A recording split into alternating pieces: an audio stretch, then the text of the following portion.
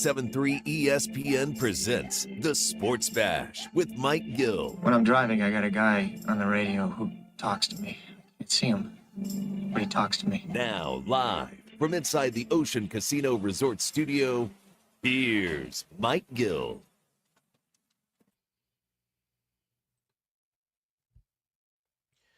We open a Tuesday show with a big trade. The Eagles have made a big move today, and a lot of people are not all that happy about it. Sports Bash live, 97.3 ESPN, the 97.3 ESPN free mobile app, live video streaming on the X platform, YouTube, at Mike Gill Show. What's up, everybody? Well, the Eagles made a move today. They traded Chauncey Gardner-Johnson. Little bit of a surprise. Yes, I know. We'll dive into why they traded him and what it means here on the Sports Bash, but I want to get your reaction right off the bat. 609-403-0973. 609-403-0973. You know, Chauncey Gardner-Johnson, interesting story, right? You know, he had this whole little feud this past week with some of the stuff that started all this drama. And then the next thing you know, he is out the door. The Philadelphia Eagles traded him today to the Houston Texans in exchange for an offensive lineman. His name is Kenyon Green, a former first-round pick. He was the 15th pick in the draft a couple of years ago. So, you know, it's not a guy that's a nobody. He's a guy that has played not very well, by the way, and the Eagles end up getting Kenyon Green and a fifth-round pick next year in exchange for Chauncey Gardner-Johnson and a sixth-round pick next year. Now, the initial reaction is Chauncey Gardner-Johnson's the best player in this trade. It's not close. So why do they trade Chauncey Gardner-Johnson? On the surface, I think it's pretty obvious of a couple things. One, Chauncey Gardner-Johnson rubbed enough people the wrong way that it didn't match the financial obligation they still have for him. You know, in other words, if Jalen Carter is acting like Chauncey Gardner-Johnson, I think they put up with it and pay him. But they're paying him a lot of money, Chauncey Gardner-Johnson. The Eagles are looking for ways to shed salary, shed cash, if you will. And they know, I've been talking about this for a while. They got to pay Juergens. They've got to pay Carter. They've got to pay Quinyon. They've got to pay Cooper. They know this is all coming down the pipeline here. Somebody has to go. And it has to do with what they have to replace him. I think that's the clear thing here. What do the Eagles have to replace him? And I think that is what you take a look at. And what they have to replace him is they have a player at every position that has been signed away in free agency, right? They have let multiple pieces go in free agency. And if you're watching the show on the X platform and on YouTube, you can see all the losses. And then who do we think will replace him? So Chauncey Gardner-Johnson gets traded today. I think that's a clear sign that the Eagles feel pretty comfortable with Sidney Brown. Right? I think they say Sidney Brown was drafted in the third round. It's his time. It's his turn. It's his time. So I think the Eagles say, look, do we want to lose Chauncey Gardner-Johnson? No. But I believe that Chauncey Gardner-Johnson had 2 years and $30 million. It was a 3-year, $30 million deal, I think, when they signed Chauncey Gardner-Johnson. So he still had 2 years left on the deal. And, you know, that means they had to pay him $10 million a year. And I think the Eagles were looking for ways to save some cash. As we said, you can't sign everybody. So they signed him last year. They needed him. They won a Super Bowl with him. And now they say, we won our Super Bowl. But because we won our Super Bowl, we're becoming more expensive. We need to now find ways to move on. I think you look at Chauncey Gardner-Johnson, Tristan McCollum, Lewis Seen. People forget about Lewis. He was a first-round pick out of Georgia. Now, he had a bad leg injury, and he has not been a productive NFL player. But I think the Eagles say, look, we got a kid who was a first-round pick. We have a kid who was a third-round pick. And McCollum's another guy that's played a lot, and we like those guys. We got to get cheaper. We trust one of those guys to step into that spot. Oren Burks, he signed when we got off the air yesterday. I thought they should have brought Oren Burks back to Philadelphia for what he did. And, look, he didn't get big money. Oren Burks signed with the Cincinnati Bengals. And I look at the Cincinnati Bengals and say that deal for them is a great deal. That defense stunk. They get 2 years, $5 million for Oren Burks. And he was a guy who really, he had a great run to the Super Bowl. People forget, he stepped in and people were worried about him, myself included. He was awesome in the season finale against the Giants. And then in the playoffs, all he did was he was a tackle machine in that game against the Giants. He had 17 tackles. He had 25 tackles in the playoffs, taking over for Nakobe Dean. I thought for what he got paid, that was a pretty manageable deal for Philadelphia. But they think they have Jeremiah Trotter that can say, step right in and be Oren Burks for less money. They're not paying Jeremiah Trotter $5 million. Josh Sweat, Jalix Hunt. We drafted Jalix Hunt in the third round is what they're telling you, right? You drafted Jalix Hunt in the third round. Well, guess what? It's his time now. Just like when Milton Williams, who was a third-round pick, he had to take over for somebody. They are trusting their scouting department. We might not agree with it, but they have to trust their scouting department. And Milton Williams, I think, Moro Ojomo becomes the guy. Plus, you have the NFL draft, second and third wave of free agency still to come, possible trades. And I think that's how the Eagles look at this. Do we want to trade Chauncey Gardner-Johnson? Not necessarily, but we have Sidney Brown. Do we want to let Oren Burks walk? Not necessarily, but we like Jeremiah Trotter. Did we want to pay Josh Sweat and Milton Williams? Not what they got paid. That's okay. We got Moro Ojomo, and we got Jalix Hunt. Now, they might be downgrades, right? They might be downgrades from what you had. I mean, Moro Ojomo is not better than Milton Williams today. Jalix Hunt's not better than Josh Sweat today. Jeremiah Trotter is not better than Oren Burks today. Sidney Brown's not better than Chauncey Gardner-Johnson today. So, yeah, at 4 spots on the field, you are not as good. But 4 years ago, did you think Milton Williams was going to get a $26 million contract? I got news for you. I didn't have that on my bingo card. 609-403-0973. 609-403-0973. Text board is open. Josh has the day off today, by the way. So it's just me and you hanging out together.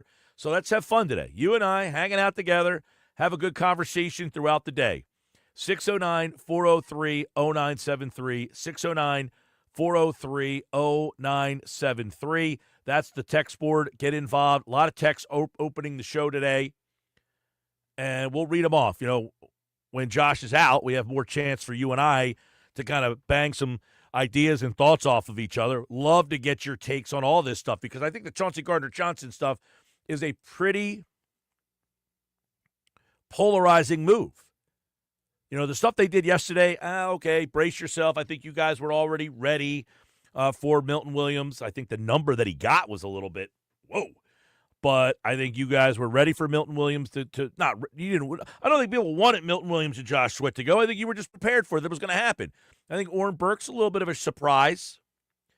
Isaiah Rodgers a little bit of a surprise.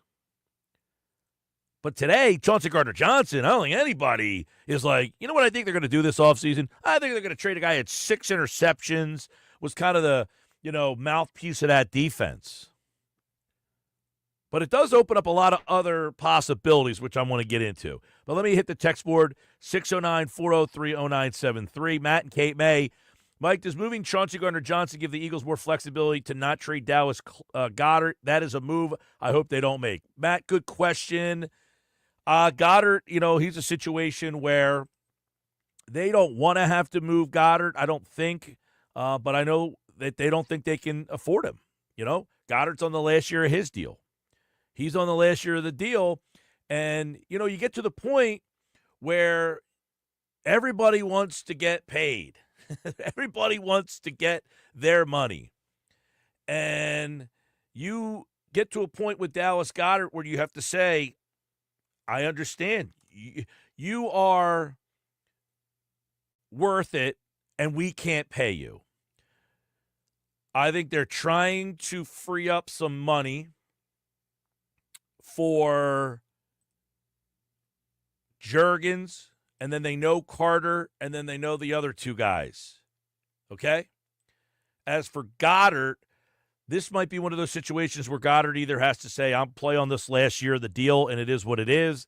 Because I don't think the Eagles are getting a lot of interest in Goddard. From what we understand, Josina Anderson put this out the other day, and we're going to try to get Josina on the show this week because she put this out early the other day. And, of course, we've been talking about it with the guys from Football at 4. Mosher and Caplan will be on today at 4 o'clock. And Kaplan's got some insight and stuff that you're not going to want to miss today for Football at 4 on the Sports Bash on 97.3 ESPN. But here's what Josina Anderson put out. I guess this was Sunday night, right before free agency was about to begin. And if you're watching on the X platform and on YouTube, you can see her tweet, which says, if you look at it, she says, there are league sources who believe the Eagles are holding out hope for at least a fourth-round pick for Dallas Goedert in a potential trade, even if said pick was from, like, next year or the year after. However, a lower pick and more salary adjustment is needed for some teams to continue conversations. So that's the problem, is other teams don't want to pay Dallas Goedert right now. What happens is, man, you get old quick, right? As you get old, you realize you get old quick. We all do. And Dallas Goedert's the young guy on the block until you're not. And then the next thing you know is you want to get paid and the team doesn't want to pay you. It's a young man's world out there, and you got to stay young as long as you can. And Goddard, I think, is a team that is a player that right now she's saying the Eagles are hoping for a fourth-round pick, not even in this year's draft.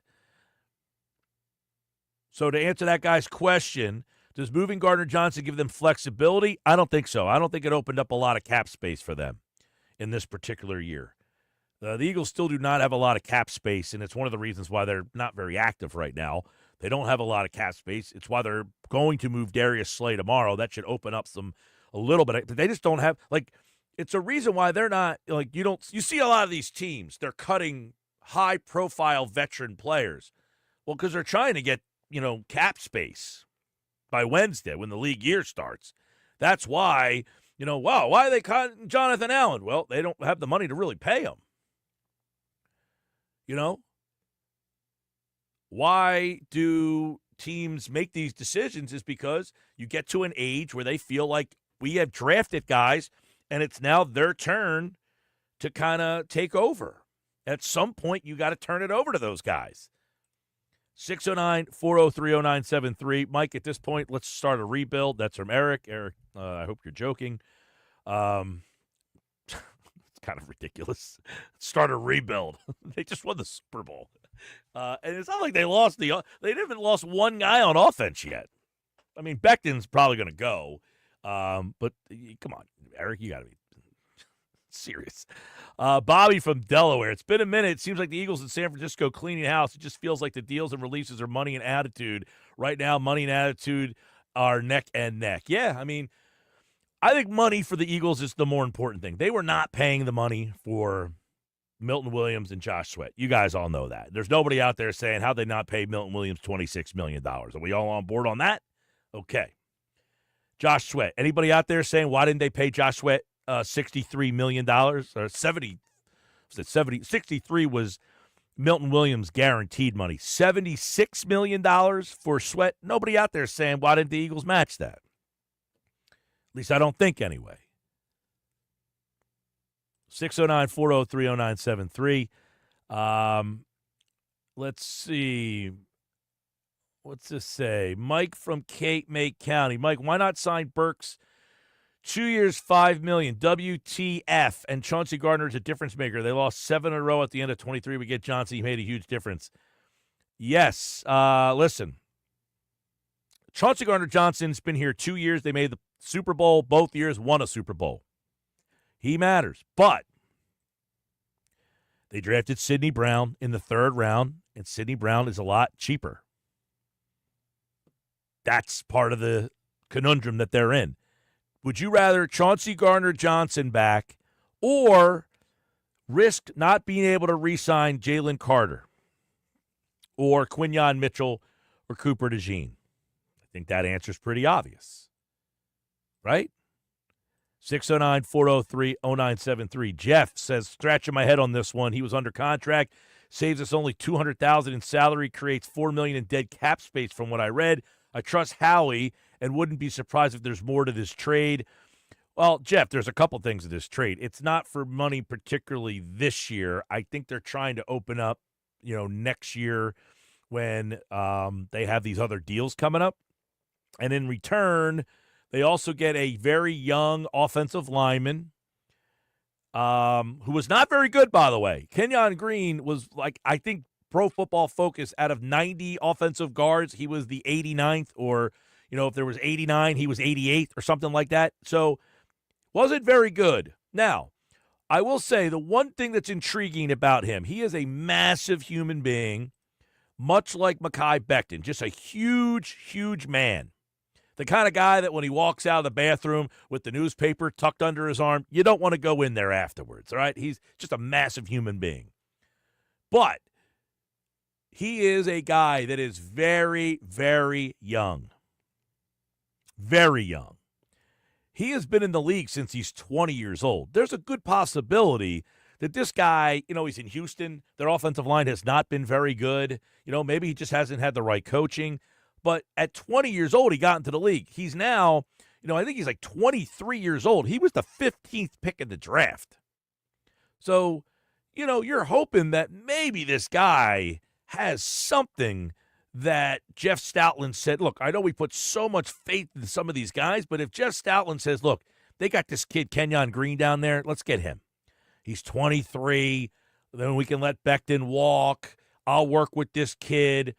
Possible. I'm not saying it's the best idea, but that's what it is. 609-403-0973. Max in Ventnor. Mike, was CJGJ going to demand more money and hold out, and they saw that coming maybe and wanted to get ahead of it and keep the value up for him? Max, I have no evidence of that. Not ruling it out. Haven't heard that at all. I think this is merely the Eagles were looking to save money in some capacity, and they have guys that they liked. Sidney Brown, I'll go back to that. They drafted him in the 3rd round. And remember, Sidney Brown tore his ACL, so they didn't really have plans for him last year. So maybe they always looked at Chauncey Gardner-Johnson as a one-year stopgap, kind of like a bridge quarterback, when you go get that veteran player and then kind of let him be the starter for 1 year. Now, I know the contract. I don't know how it read. I don't know how the contract read in terms of, I could find out here in a second.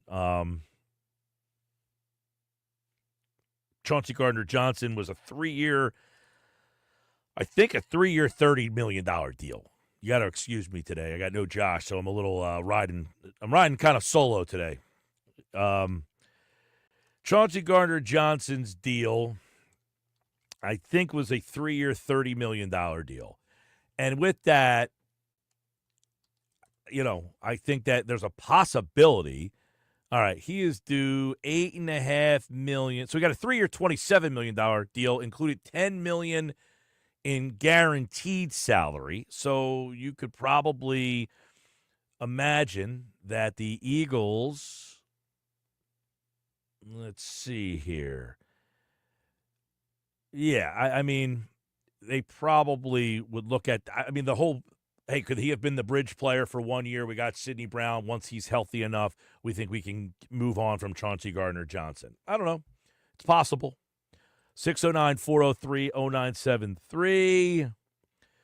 Let's see. Mike, unlike most of your fans, you're analytical. You understand the business aspect. Ask your audience if CB, DT, or DN all rate equal in ability on the Eagles draft board at 32. What positions do the Eagles take, or should they trade 32 and move back round 2, get an extra pick? Well, I would say, thank you for the text message. At 32, I most likely imagine they're going to move back. That would be my first intuition. They do have 4 fifth-round picks. I think they're going to put it this way. There's no way they're making 4 fifth-round picks. So I think they'll use those to try to move back up. And the business aspect of this would say if they are at 32, there's 3 positions on the field that I feel like they feel pretty comfortable in drafting. Defensive tackle, edge rusher, offensive lineman. Can they go outside the box and take a wide receiver? They've done that before. They don't really need one, so I think that's kind of out of the mix. Corner, maybe, but appreciate that text. 609-403-0973. Mike, Jim G. What's up, Jim G? Are they dumping salaries to try to sign Carter and get ahead of the market? Yes, I think that is astute on your part, Jim. They are, I think, trying to get some money cleared up for not only Carter. They have to try to get Juergens locked up. He's on the last year of his deal.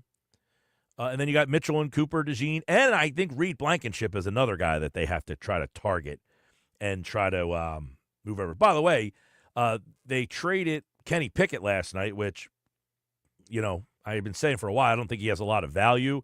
He had a little more value than I thought. They got a 5th-round pick for him. Dorian Thompson-Robinson is maybe statistically speaking the worst quarterback in the league, but I can't believe they got a 5th for Pickett. I said a 6th. I thought a 6th-round pick for Pickett. They got a 5th. So they got a 5th, but that is again, they get another 5th, so they have 4 5s now. Just think about that.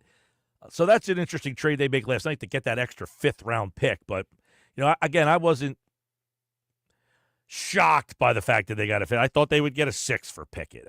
Somebody texted in and said they can get a 3rd because he took a snap in the Super Bowl. That wasn't going to happen.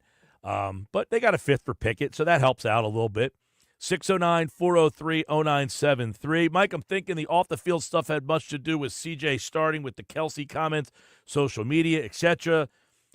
Yeah, Phil, I think that there was a little back and forth between Darius Slay today. He retweeted something. I hate getting into these Twitter things where I have to try to read the tea leaves a little bit. But, yeah, I think he probably tired some people out with some of his stuff. And now maybe you could bring Slay back because of the thing with him. Now maybe Slay can come back.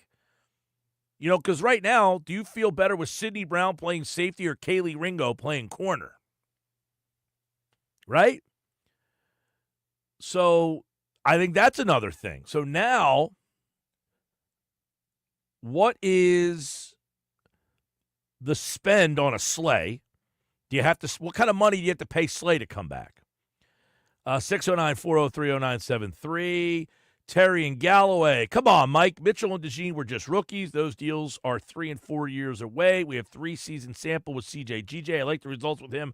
Opposed without. I could have made the deal work. Well, Terry, you didn't hear what I said. I said Juergens and Carter, you have to pay those guys. Then Mitchell and DeJean. You're not paying Mitchell and DeJean now. I just said you got to clear out money this year coming up and then the next year after that, because you also, keep in mind, paid Saquon Barkley, Zach Bond, A.J. Brown, Devontae Smith, Landon Dickerson. So, come on, Terry, expand a little bit more than that. They paid all these guys up to the year 2029 and 30. And then Mitchell and DeJean, they're going to be the last 2, but they also are going to have to get paid.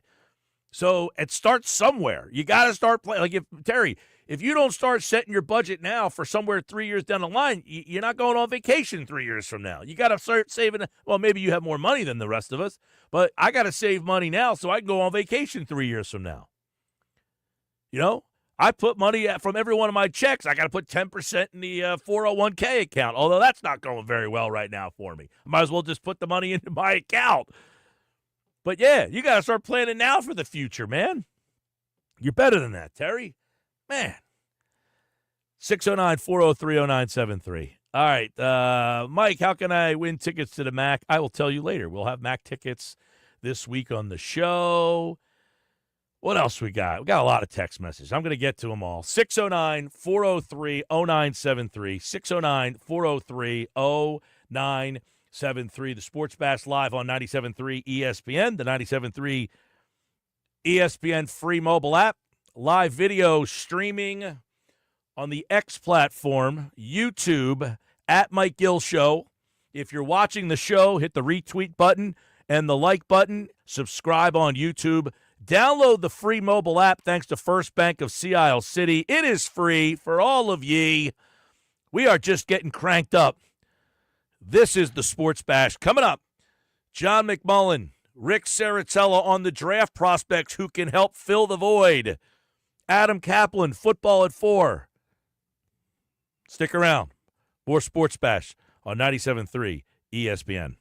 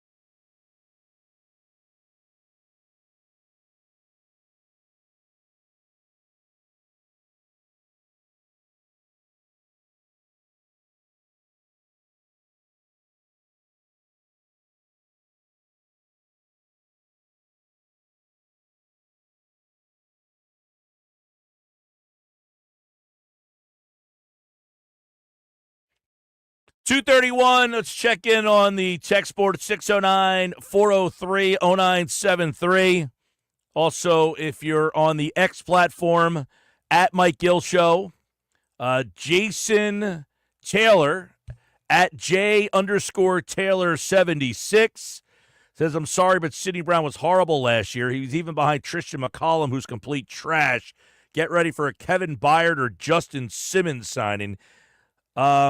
I would push back on that with a couple of things. Remember, Sidney Brown last year had the ACL, and he missed some time.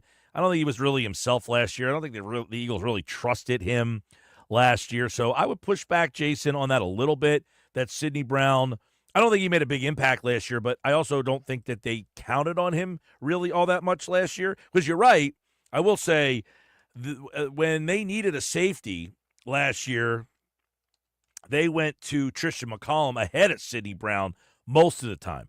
But I do think that Sidney Brown is the guy that they like a little bit more. But keep in mind, he did not return. He got hurt in week 18 of 2023. So he did not come back until like October of this season. I think he missed like the first 6, 7. I think he was on the PUP list to start the year. So he started 6 games the year before. Kind of I liken him to kind of like a Tasmanian devil type of player. I mean, he's just a reckless, abandon, big hitter, just kind of throws his body around. So to Jason's tweet, and I appreciate you hitting me up at Mike Gill Show, I don't think you're going to see a Kevin Byard or a Justin Simmons. I think it'll be Sidney Brown, Tristan McCollum, Lewis Scenes. They would be the guys. Lewis is a guy who they picked up and put on the practice squad last year. He was a first-round pick out of Georgia, by the way. Nick Cuba is checking in, says it's cheaper to develop than keep paying veterans. Always allows you to be active in free agency. Thanks, Nick. You're right. I like that. Develop your own and make decisions, tough decisions. Milton Williams was their own. They had to develop him. Now they developed Moro, Ojomo. It's time for Milton to move on. Josh was their guy. They developed him. Remember, Josh Sweat was drafted in 2018. He's been here a while. They developed Jalix Hunt. It's time to go to him. Oren Burks. Now, the Burks thing, I think, who, from all accounts, is like the nicest human being in the world, from everybody I know who has covered that team. And everyone I've ever talked to says Oren Burks is like the nicest guy in the world. So you talk about Chauncey Gardner, was it that? Oren Burks, super nice dude. They don't want to pay him $5 million. I mean, geez. But develop Trotter. Now it's time to play Trotter. Jeremiah Trotter is making no money, right? I mean, Trotter is a guy that is significantly cheaper even than the $5 million. I mean, he is making, let's see, he got $328,000 guaranteed money. He has a 4-year deal, so he has 3 years left on the deal. He's getting paid about $1 million a year, it looks like. I think Trotter. His salary is, just over $1 million. So, they save a little bit of money there, and it goes to the next guy. Gardner-Johnson. They drafted Sidney Brown. Time for Sidney Brown.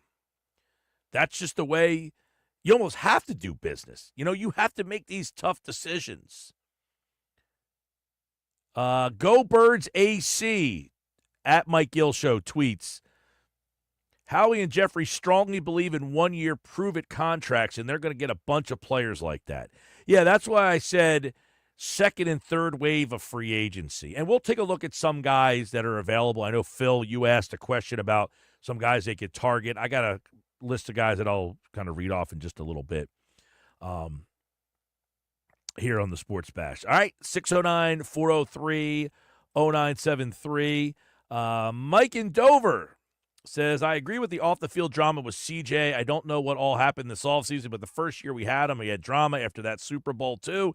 The money wasn't worth the headache with younger players waiting to play. Isaiah Rodgers was a rough one for me. I thought he'd be able to re-sign him.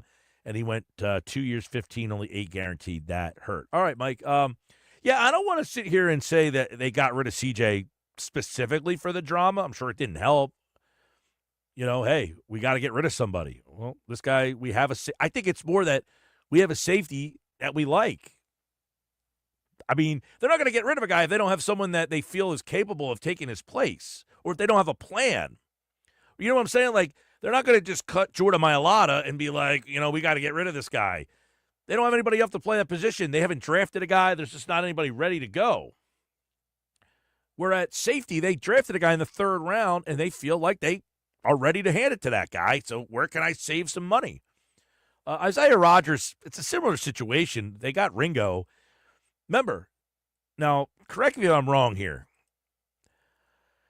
I'm trying to remember back to that draft. But Ringo was a 4th-round pick. I want to say the Eagles traded a 3rd-round pick to get him in the 4th round. Wasn't he the guy? And then afterwards, Roseman insinuated that they had a higher grade than the pick they traded to get him.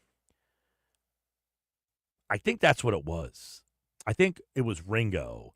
That was the one. I know they drafted, and they had a bunch of guys that year, corners. Like Eli Ricks was like the number 1 corner in high school, or something like that, or something. But I think Ringo, if I might be wrong about this, but I'll double check. I'm pretty sure Ringo was a 4th-round pick, and they traded a 3rd-round pick to get him. And then Roseman had said after the draft was over, or maybe after when he spoke to the media that night or whatever it was, I don't know, that they had a higher than a 3rd-round grade on him. I don't know why that's popping into my head. It's weird. Sometimes you can't remember somebody's name, and then you can remember something obscure that happened in the 2023 draft. Like he drafted a guy in the 4th round, but they had a 3rd-round grade on that guy. 609-403-0973.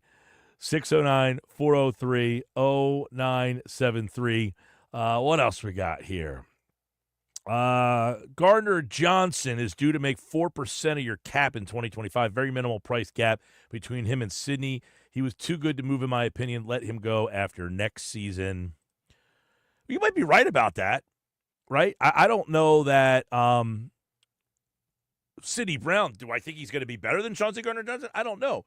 I think this was purely a monetary thing. So I think you look at what Sidney Brown is, as a 3rd-round pick on a rookie deal. I can't imagine he's making anywhere. No, and he's not. He's not making anywhere close to that. He'll make 1.5. His contract value is his base salary is $960,000. Sidney Brown. Actually, for 2025, 1.2 for Sidney in 2025. So Sidney Brown is 1.2 in salary this year, and next year 1.4. And Gardner-Johnson, you're looking at about the same in base salary. His cap number is a little bit more than Sidney's. But, yeah, I don't know there's a huge cash difference, but it's enough to say, look, we're going to move on. I'm not saying that I endorse that Sidney Brown's a better player, by the way. I think Chauncey Gardner-Johnson is a very important player in this defense. Mike, Ringo was projected as a first-rounder. He got cooked in the college playoffs, and then he slid. Yeah, I do remember him being a very highly rated prospect, but they got him in the 4th round. I think I'm right about that. They drafted him in the 4th round. I think, though, what I'm trying to remember is I thought they traded a 3rd-round pick to pick him in the 4th round. Am I off my rocker on that one? 609-403-0973. So I want to quickly just rehash some of the things that have happened. So yesterday they start Milton Williams. They lose. We all projected that. That's not a surprise. Then they lost Josh Sweat, not in this particular order. Then they lose Josh Sweat. We all predicted that was going to happen. Isaiah Rodgers, a little bit of a surprise because I think the Eagles would have brought Rodgers back or have been interested to have him replace Slay. Then they also lose Oren Burks. Not a lot of money. I mean, Burks is only $5 million for 2 years. I mean, that's a pretty manageable deal. And they decide. But again, the messaging seems to be we have players ready. Then the Kenny Pickett trade. They trade Pickett. They get a 5th-round pick, which I got to shake Howie's hand on that. I'm surprised he got a 5th-round pick. I mean, I thought he would get a 6th, maybe a 7th if they were lucky. They end up getting a 5th-round pick. They throw in DTR, the quarterback. He'll be the 3rd quarterback here. It's a clear sign, as we kind of thought, that they like Tanner McKee, and that Tanner McKee will be the backup. And Dorian Thompson-Robinson will likely be the 3rd quarterback. I mean, one of the things with Dorian Thompson-Robinson that you can look at is his numbers have been horrendous. I think he's like 1 touchdown. Let me see what Dorian Thompson. I think he's like a guy who's got like 1 touchdown and like 10 interceptions. I mean, he's been statistically maybe the worst quarterback in football. This past year he threw 0 touchdowns and 6 interceptions. And in his career, I was right. He has 1 touchdown pass and 10 interceptions. So the Browns are basically like, can you please take this guy from us? We just never want to put him on the field again. And the Eagles are like, all right, yeah, we'll take him. I mean, so basically we got to take the worst quarterback that you could find, and we'll give you Kenny Pickett.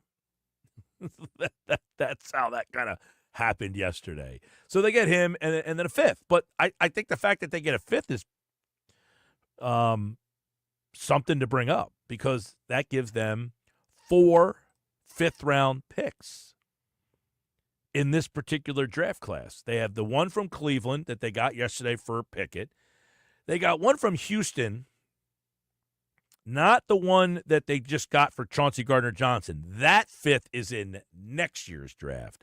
This is a different pick from Houston.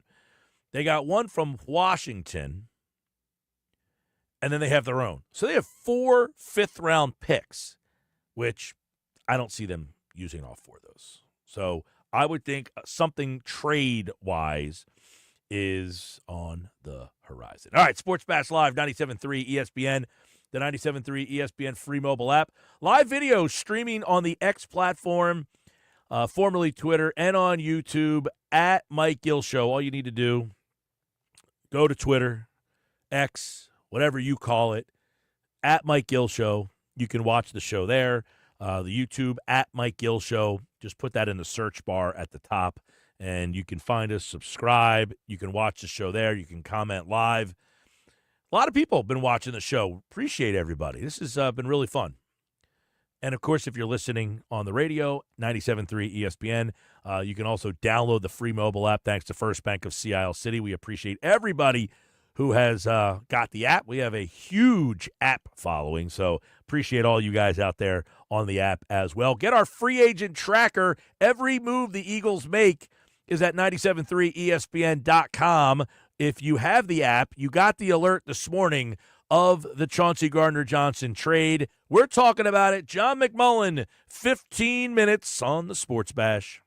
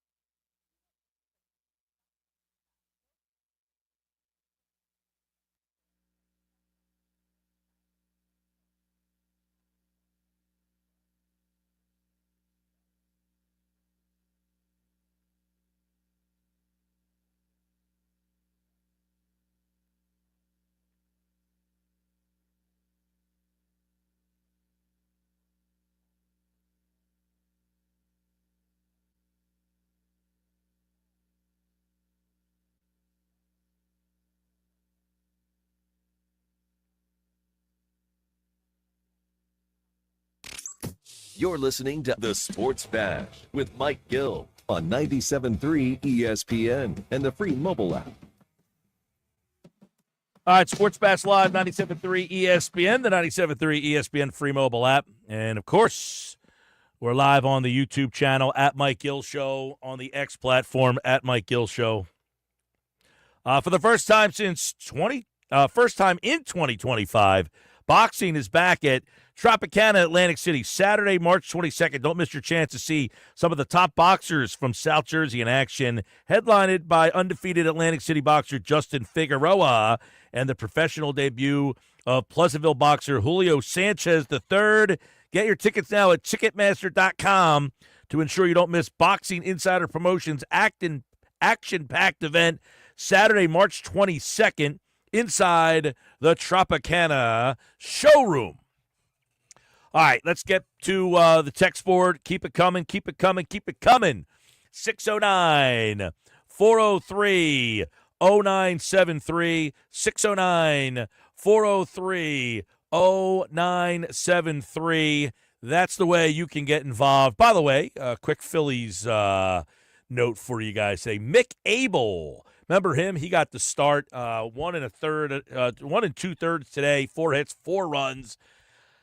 The Abel thing is perplexing. He was a first-round pick and just has not worked out. I mean, he's a guy that you were hoping, they were hoping was a top-of-the-rotation type of starter, and now I don't think they could give him away. He's one of those guys. Remember who was the guy the Phillies traded for? He was the number 1 overall pick in the draft with the Astros. It was like one of those things where, like, hey, this guy was the number 1 overall pick. You want to throw him into a deal, you can have him if you want.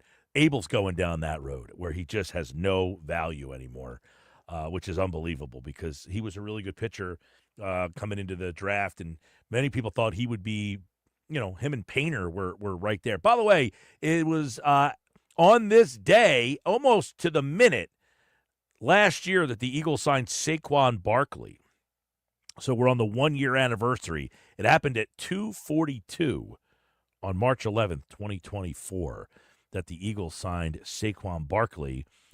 So you're not going to get something to that level, right? You're not getting something on that level, which is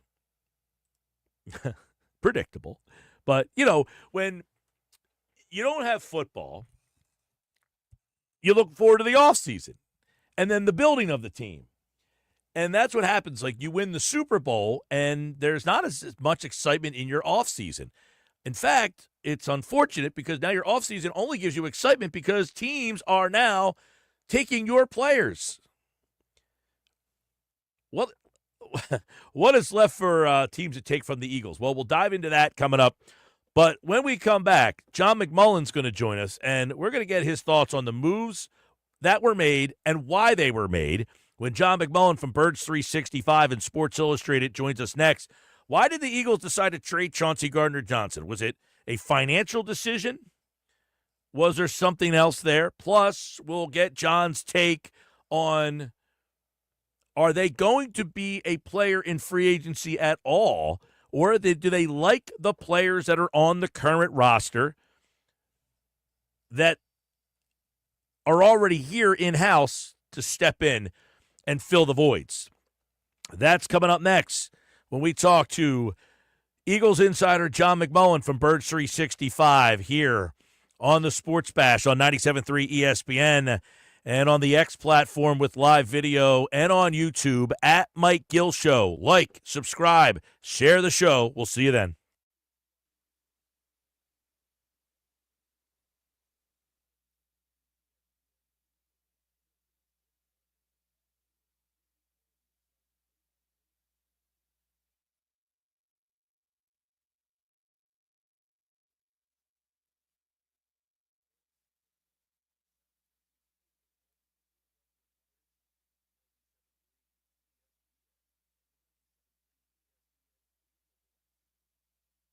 Hey, it's Mike Gill. Have you checked out the most loved Indian restaurant in South Jersey? The Nizam's Indian Restaurant on Route 40 in Egg Harbor Township is amazing and ready to serve you delicious Indian dishes. NJ.com ranked them the #2 best restaurant in all of New Jersey. At Nizam's, they believe that dining is more than just great food. It's the whole experience. The Nizam's open 7 days a week from 11:30 a.m. to 9:30. Join them for a special lunch buffet on Sundays from 11:30 to 3. Visit thenizams.com for more information.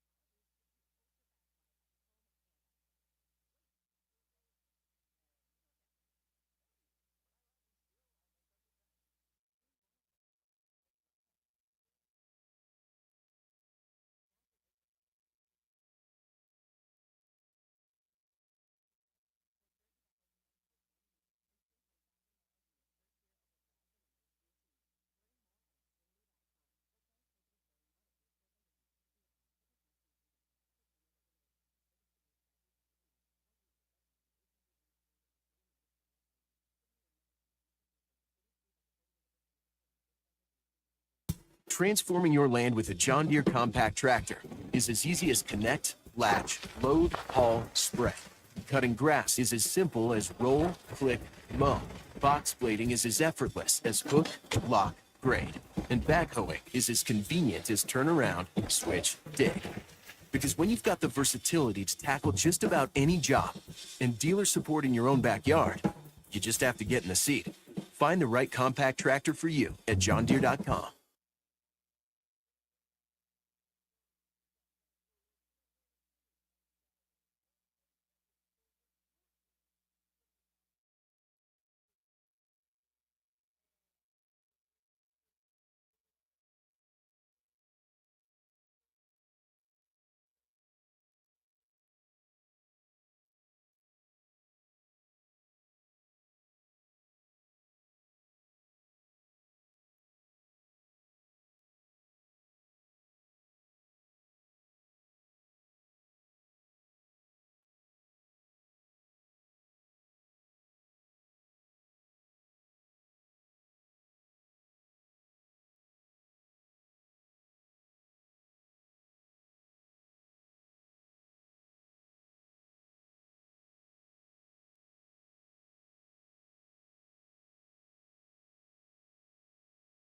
With GMF financing, qualified buyers exclude strippers and Corvette excludes prior sales. It's Bennett Chevy's most popular event, March Markdowns for the entire month of March. So get to Bennett right now for savings up to 20%. That's right, you get up to 20% off. That's because Bennett sells new Chevys at the true GM supplier employee price, plus gives you all the rebates. So get to Bennett Chevy now and save even more with available 0% financing. Looking for used? Bennett Chevy is South Jersey's largest certified dealer with great savings on every single one. And during March Markdowns, you'll get a minimum 10 grand for the worst clunker towards any pre-owned in stock. That's at least $10,000. Imagine how much you'll get for a good trade. And our non-commissioned sales team is the best. They're paid on your satisfaction, not your budget and how much you spend. So everybody gets our famous no pressure, friendly, and helpful service. Together, let's drive during March Markdowns at Bennett Chevy, Egg Harbor Township, and BennettChevy.com.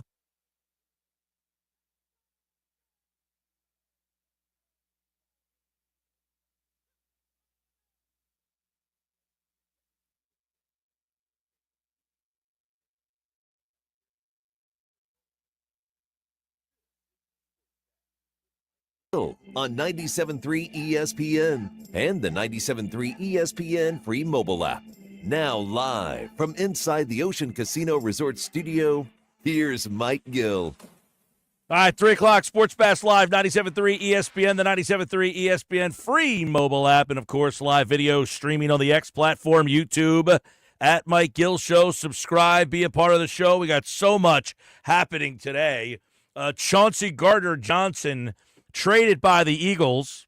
He's going to Houston, but why? We'll get into it. John McMullen, Birds 365, Sports Illustrated on that, and all the moves the Eagles have, well, not made, but teams have certainly come to them. We'll get into it right now with Johnny Mack from Birds 365, weekday mornings at 8 a.m. on the Jacob Media YouTube channel. And he joins me right now on the Sports Bash. And, John, I'm sure we didn't come to work today thinking that Chauncey Gardner-Johnson was randomly going to be traded. But is there more to read into this other than, hey, is this a financial thing? Is this Chauncey's a little bit of a pain in the butt? What do we think that on a random Tuesday, Chauncey Gardner-Johnson is no longer here?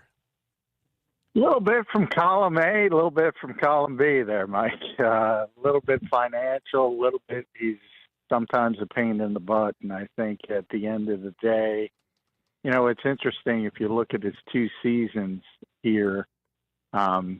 Eagles in 2022 were 12 yards away from being the number 1 defense in the NFL and led the league with 6 interceptions, even though he missed 5 games. And then he left because he was a bit of a you-know-what with the contract, and he goes to Detroit, and he comes back.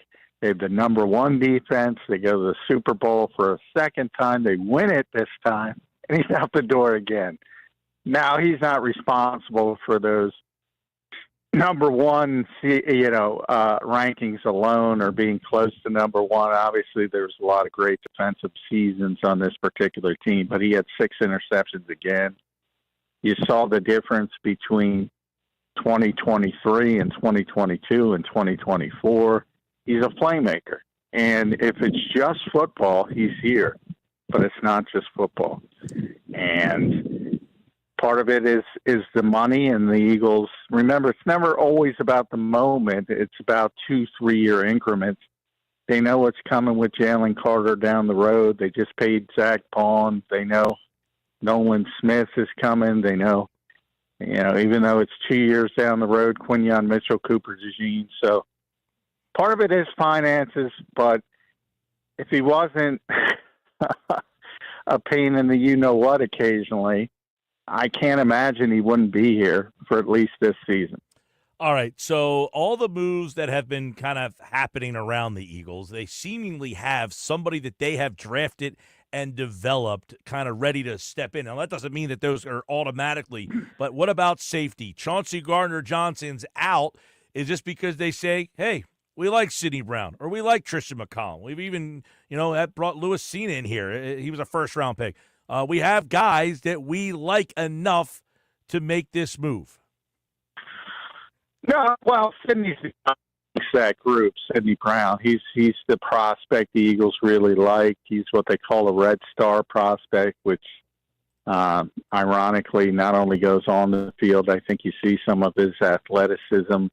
He wasn't completely healthy this year coming off the ACL, so I think the Eagles are excited that he's going to be back to 100%. If you go back to his rookie season, you saw some of the athleticism, but that red star indicates he's also a perfect Eagle off the field, and his character and all that kind of stuff. So, that is a big part of it as well. Nick Sirianni talks about chemistry constantly, connection, and all that kind of stuff.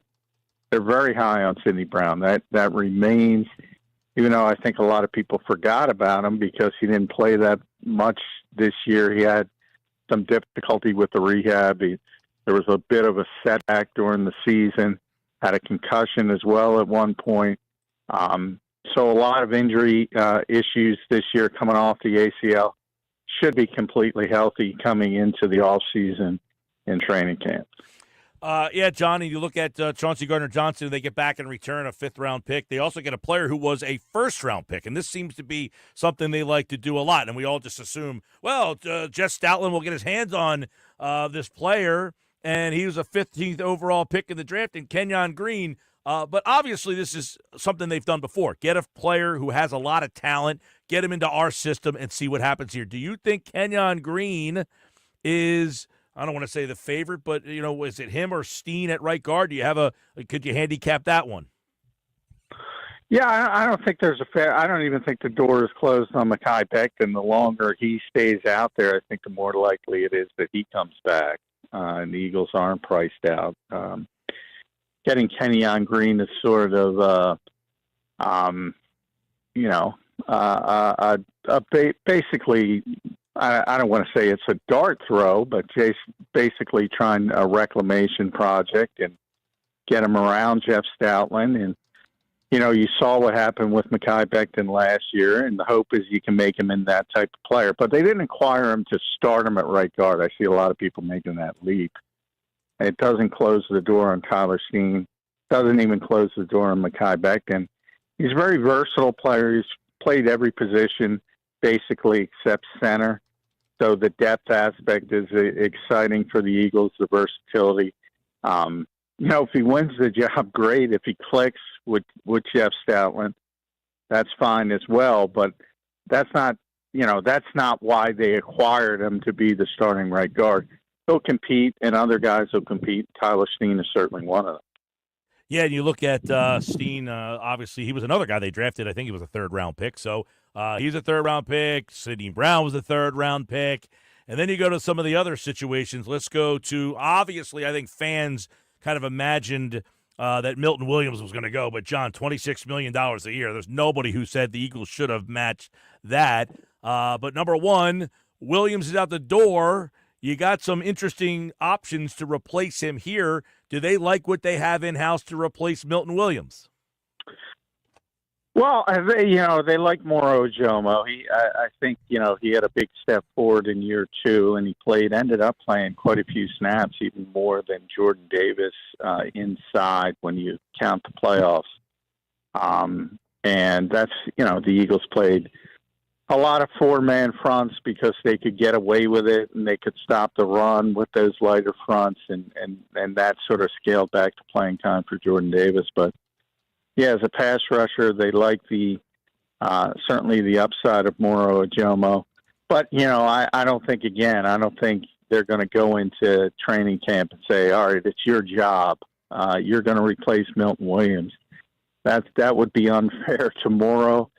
And it'd be probably a poor way to go about things. So, it's only day two of free agency. I know fans get very upset when you're not in with high-profile players, but Howie sort of highlighted that. It's going to be a maintenance offseason, going to be a readjustment. They understand how many players, how many superstars they have to pay, what's coming down the road, as I said, and they had to make some of these tough decisions and let some really good players walk. But they'll bring players in. They'll be one-year guys, maybe bridge guys if for security, if guys like Moro Ojomo aren't ready to take on that larger role. So that's sort of how you have to handle it, and that's how the Eagles will handle it. The one thing they're really cognizant of is creating competition for young players. They want to take that step forward. Yeah, they've created something here where they've drafted guys, kind of, worked with them, and then when Milton Williams, a third-round pick, he had 4 years. Now he walks out the door. It's time for the next guy to kind of come in, and that's a similar situation for Josh Sweat, who also got a huge amount of money. But do we, Moro Ojomo's a guy who I think, okay, he's played a couple of years, and maybe now it's his time. But do the Eagles think Jalix Hunt is ready to kind of take over the Josh Sweat role, or are they going to have to maybe look outside the organization? Yeah, same thing. They're not giving the job to Jalix Hunt, but the hope is that he could take a big step forward in year two and take on a larger role. Obviously, the Eagles' philosophy is they want 4 edge rushers. Vic had proved late last season that he will use 3. You can use 3. You could get by with it, but certainly you probably don't want to do that for what the Eagles hope is another 21 game season. So that's a lot of games to play with only 3 edge rushers. So right now they have Nolan Smith coming off with torn triceps. They have Jalix Hunt. They have Bryce Huff coming off the injury situation. So they have to add bodies at edge rusher, no question. and they will, whether it's in the draft, again, on free agency. That doesn't mean splashy bodies. It could be a one-year guy, it could be a veteran, but competition, you don't want to hand things to young players. That's never a good way to do business in the NFL. Right, yeah, and obviously the Eagles are going to be, I don't want to say handing, but are going to have a lot of guys that are going to be having the opportunity, I don't want to say to get handed something, but to win jobs. Another spot that I want to get your take on, John, it's the interesting situation at corner. Okay, so there's reports that Slay's going to get let go. That can't happen till Wednesday. Then there was a report that he was actually signing with the Steelers. That one kind of got pulled back a little bit. At the same time, Isaiah Rodgers, who many people felt, okay, Slay walks, Rodgers takes his spot. Not the case. Rodgers gets a deal. It looks like maybe Kaylee Ringo is the guy, or is it Cooper DeJean that moves to the outside? Do they bring Darius Slay back? Is that tied to Chauncey Gardner-Johnson?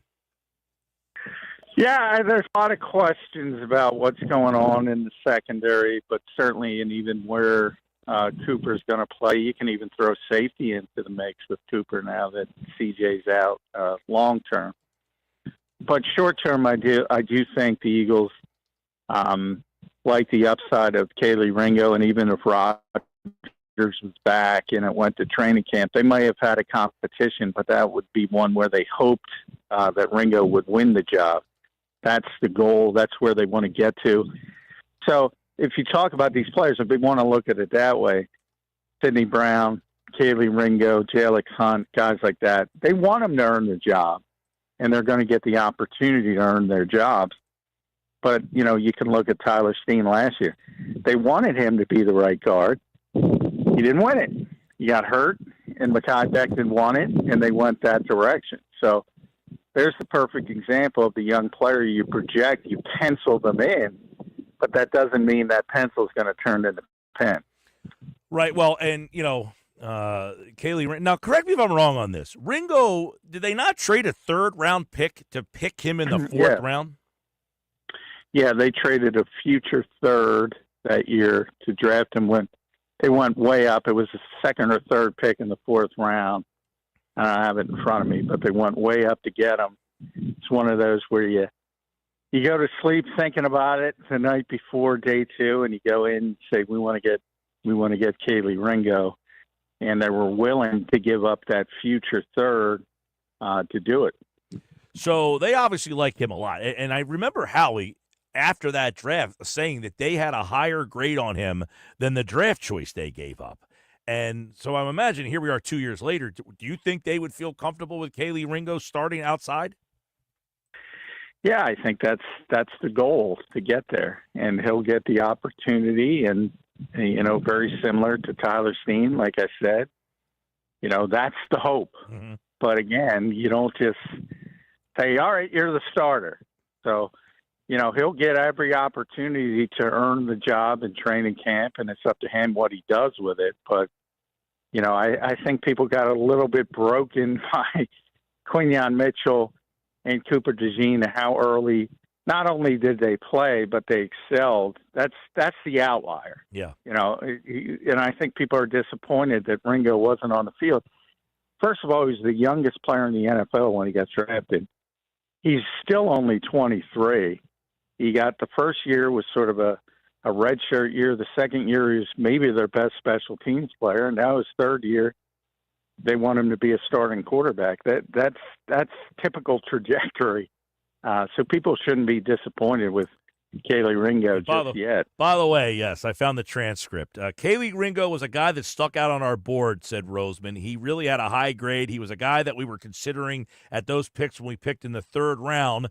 He went on to say, we had higher grades on him than the pick we traded. We felt like this was a 20-year-old kid who was a good kid, tremendous physical tools, and really had the opportunity to develop him. So here we are 2 years later after they developed him enough to win that spot. All right, that's another story. Then we go to Oren Burks, who did not get a big deal, 2 years, $5 million. The Eagles do have some interesting conundrums coming up potentially at linebacker. They did sign a lot of money to Zach Bond, but you got Nakobe Dean. Is this suggesting that they just like Jeremiah Trotter and think that he's ready to play more snaps if needed?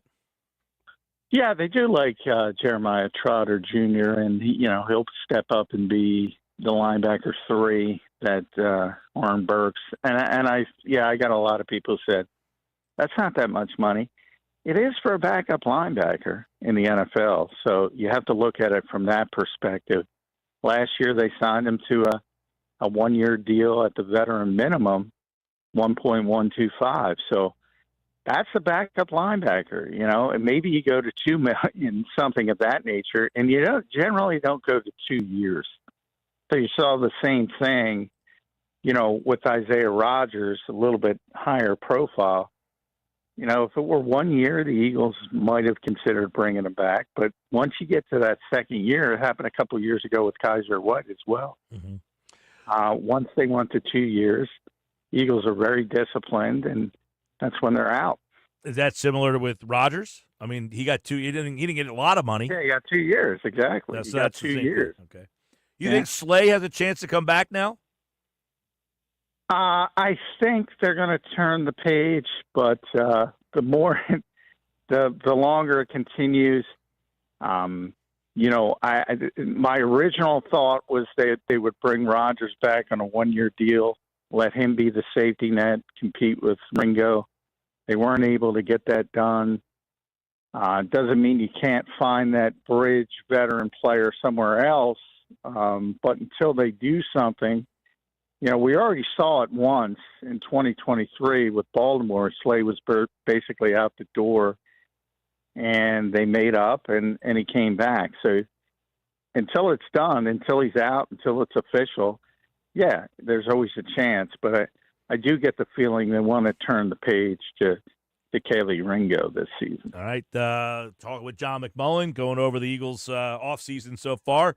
They trade Kenny Pickett. Now, I had said I thought, maybe a 6 or a 7. They got a 5th. I'll shake Howie's hand on that one. They also throw in a quarterback who threw 1 touchdown and 10 interceptions last year in Dorian Thompson-Robinson. But I guess this means they're ready to turn this over to Tanner McKee, and they get a 5th-round pick, which is I thought they'd get a 6th, if that, for Pickett. So I give them some credit because I was not a huge Pickett fan. Well, I wouldn't sleep on DTR Thompson Robinson either. The Eagles liked him coming out of UCLA. They did a lot of work on him. So, it's not nothing that they acquired him. And Tanner will get the opportunity to take that number 2 job. But, again, that's legit competition, and they want that for young players. So it's not like a throw-in. Mm-hmm. You mentioned the bad snaps. Well, unfortunately, in the situation where he's forced to start games, he's not ready to. But yeah, I must admit, because you're not the only one, I thought Kenny Pickett was a damn good backup quarterback. He used the Kellen Moore. I said on my show this morning, clean operation, man. He came in Washington, clean operation. When he played late, clean operation despite the rib injury. But the Eagles are cost conscious. He's scheduled to count $2.7 million. They got a little bit cheaper with both Tanner McKee and Thompson Robinson, so that's part of it. Last year of his deal to try to flip it early. But yeah, the Eagles are obviously being very, very cost conscious this year everywhere because they know how many players they have to pay down the road. Yeah, and listen, I'm not the biggest Pickett guy. Not to say that he was awful as a backup player. I just didn't think he had much value. That's all. I had people texting in, "Hey, you got to trade Pickett." I'm like, "Well, what are you getting for Pickett?" Like someone said, he got snaps in the Super Bowl. He's got to be worth a 3rd-round pick." I'm thinking, you got to be kidding me. Like, no one's giving pick. Yeah. Right. No one's giving you a 3rd. People criticize the Eagles because they gave up a 3rd-round pick to get him. And they, but it was really just draft space. They gave up the 90, I believe it was 98, somewhere around there in the 90s, and they got back 120. So they gave up about 22, 23 spaces of draft spacing. That's it. Mm-hmm. So, if you frame it as they gave up a 3rd-round pick, well, yeah, but they also got a pick back. That's only 23 spots or 22 spots lower than the pick they gave up. John, So that's sort of that tricks how he does. John McMullen's with us. Yeah, let's Goddard. What's going to happen there? Yeah, that's a tough one. I'm leaning towards he's not going to be back just because of how the Eagles are approaching this financially. And he's expensive and got no guaranteed money, so they have to left on his contract, so they have to do something. Now, typically, it's you guarantee this season, you add some money on next season, and you go about it that way. Maybe draft the heir apparent.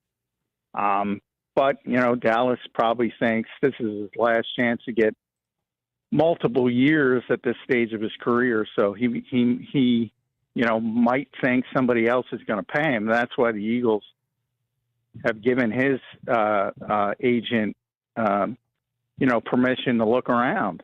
And basically, that's what they've done this numerous times with Slay, with Sweat, with Hassan Reddick. It's like, all right, if you don't believe us, look around, see what you can get, and come back to us.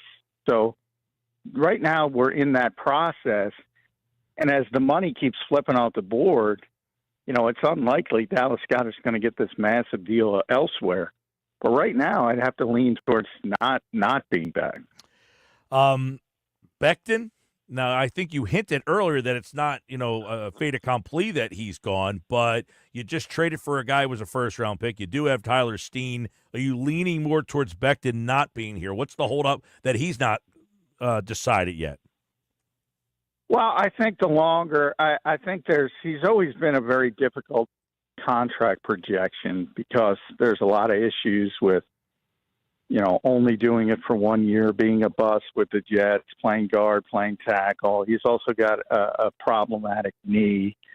And the indications are lasting this long. The big money's not there. And if the big money is not there for him, well, more likely than not, the Eagles can get him back. So that's the hope from the Eagles standpoint. Obviously, if they get priced out, but at this stage, I don't think he's getting a Will Freeze deal. I'll say that. So, if it stays in the 1-2 year range and a manageable number, the Eagles will try to bring him back. And the longer it goes, the better. You think about the better it is for the Eagles, no question about it. All right, we'll wrap up. Washington's made a lot of moves. Have they closed the gap to start talking more about them or the Rams? Do you like what those two teams have done? Well, I think it's, if you're looking at March 10th, the Chicago Bears are winning the Super Bowl. Hey, who cares? It's one day. The Eagles have gotten worse because they haven't done anything. And Washington has gotten better, although some of their moves, I wasn't in love with the Deebo Samuel trade, for instance. Some of their moves are questionable. But on paper, they've gotten a little bit better. So, if they're playing a game on March 11th, they're closer, but they're not playing a game today, Mike. Plenty of time to go. I know tomorrow on your show we'll be discussing more 8:20 on the Jacob Media YouTube channel. Is there any second or third wave free agent names that are sticking out in your head, or have you not gone that far yet?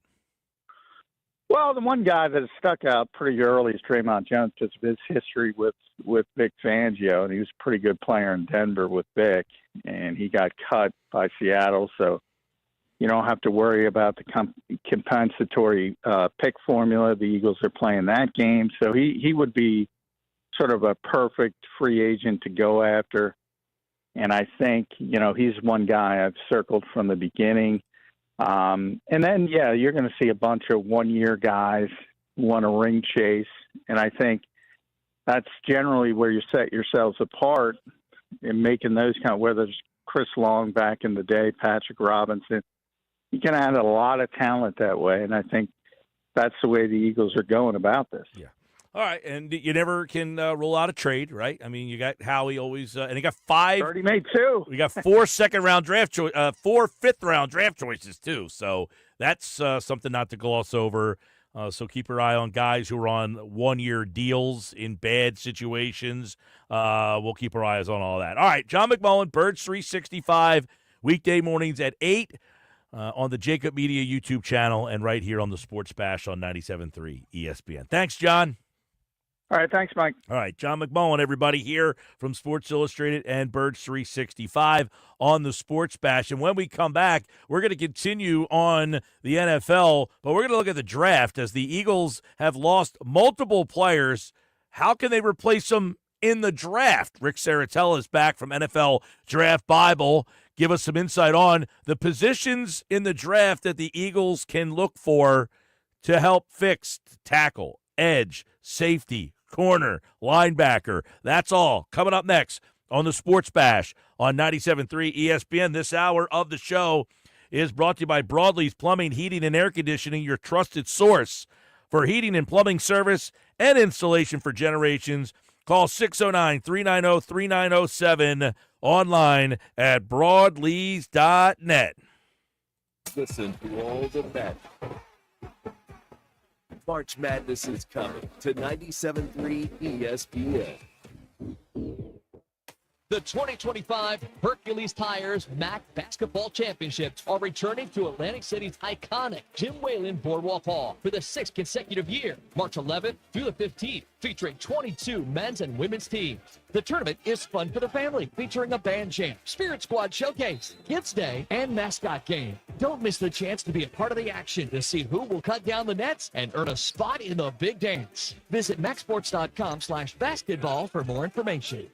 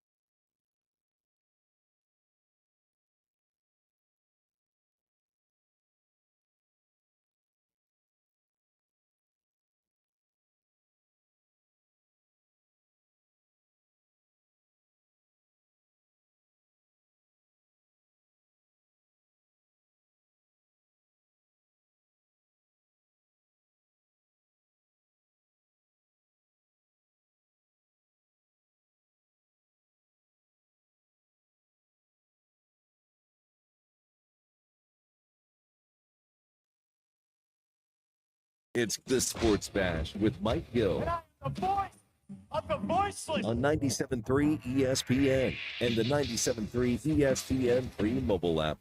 3:32 coming at you on a Tuesday. Eagles, of course, in the free agency period, they are quiet, which is not normal for them. They've made a couple trades, but they've lost a lot of key players on defense. So how can they replace them? Now, they drafted a lot of guys over the years. Moro Jomo is a guy that they brought in undrafted free agent, actually a sixth-round pick. He was a sixth-round pick, Texas. Kaylee Ringo, they drafted in the fourth round. Sidney Brown, they drafted in the third round.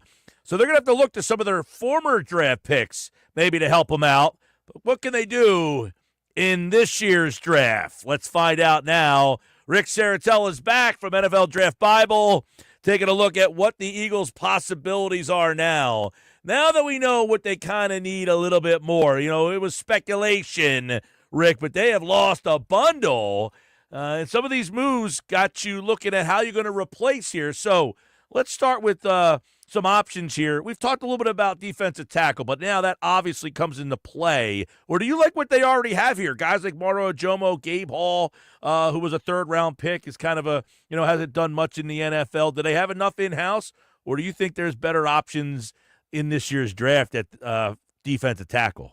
Well, always great to be here, Mike. And I think Howie Roseman said it best at the Combine. He's addicted to drafting guys inside the trenches. He feels like he never has enough. And, I liked Orojomo coming out of Texas. I think he's still a developmental guy. But, the Eagles draft and develop, I think, better than any franchise in the NFL. They've got the coaching staff to do it. I think they got to be a little bit more patient with some of these guys in the trenches. It took a while for Milton Williams to bust onto the scene. He bided his time behind Fletcher Cox. They always had guys in the pipeline like Davis and Carter, and it's a tremendous defensive line class. It's a really deep and talented defensive tackle class. So even if Howie doesn't get tempted on day one or day two, you're going to find some starting caliber talent here, even on early day three, I believe.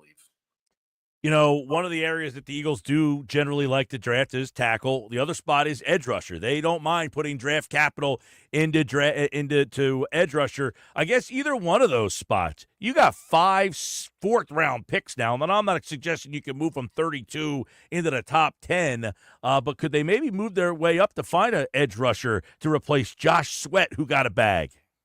Yeah, without a doubt. And I think we talked about it last week, like James Pierce Jr. How far does that guy slide? Now, I did a little bit of due diligence on my own end since we spoke last week. And, I'm not sure how real. I think the James Pierce Jr. character concerns are more mirage than real. But if that gains traction come draft day, I could surely see Roseman moving on up, trying to identify talent. That's what he does. He moves up, he moves down, he targets guys. If he has to give up draft equity, additional picks, you can do that. And so I wouldn't be surprised. Look, this edge rusher class, you got guys like Mike Green out of Marshall, right? He transferred from Virginia. He had some sexual allegations there at Virginia. He had another one in high school. Never been convicted of a crime. Nothing ever was charged. But, how much is that going to make NFL teams wary? We've seen the Eagles not hesitate to draft guys with poor character, stick them inside that veteran locker room. And so Mike Green could be a possibility. And how about, the Boston College kid? He might be hanging out on day two. His get off down at the Senior Bowl, Ezeruku from Boston College. He's a little bit short, but he's got length. He's got long arms. He's got burst. He's got a quick get off. And so, that's another guy that I'm looking at for the Eagles. All right, let's look at some of the other spots because now they've lost corner, they've lost linebacker. Darius Slay looks like he's going to be gone. Isaiah Rodgers also gone. Kaylee Ringo, they drafted him in the fourth round. They traded a future third to get him in the fourth. So they got Ringo, they got Ricks. They've had a bunch of these guys around. Or do you look in the draft, maybe 32, maybe somebody in the second round there?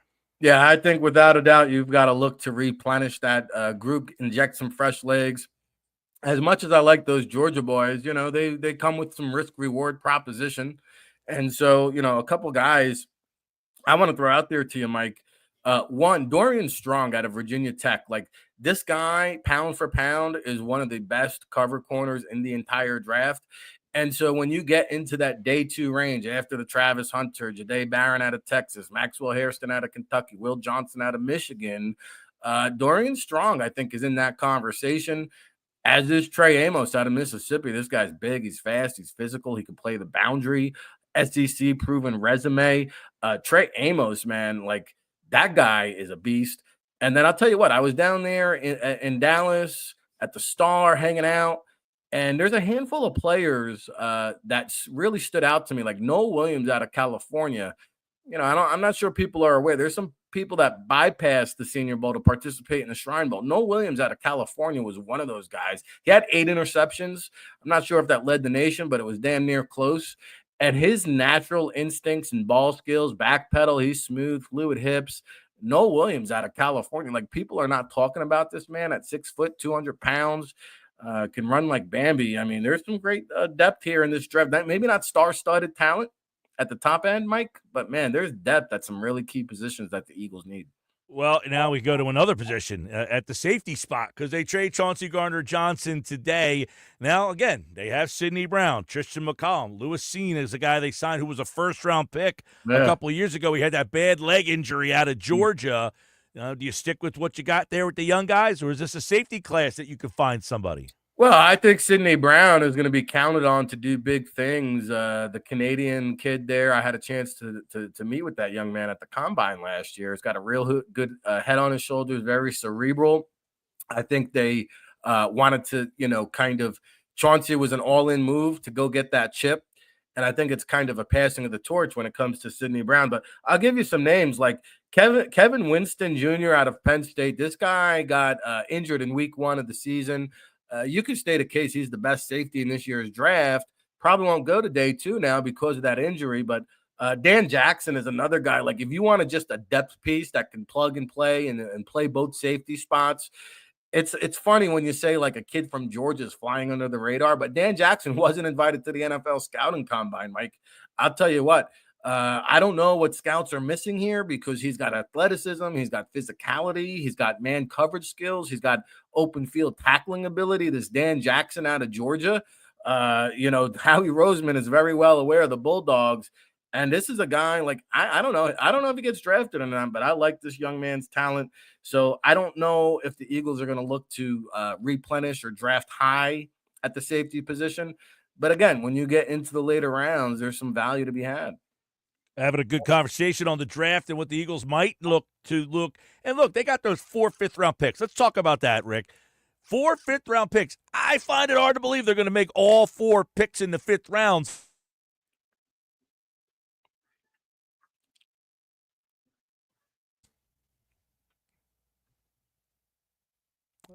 We lost Rick there for a second. We'll bring him back in here on the Sports Bash Live, 97.3 ESPN, the 97.3 ESPN free mobile app. And I think Rick has rejoined us. There you go. You had the big smile on your face. I thought you were thinking long and hard about this.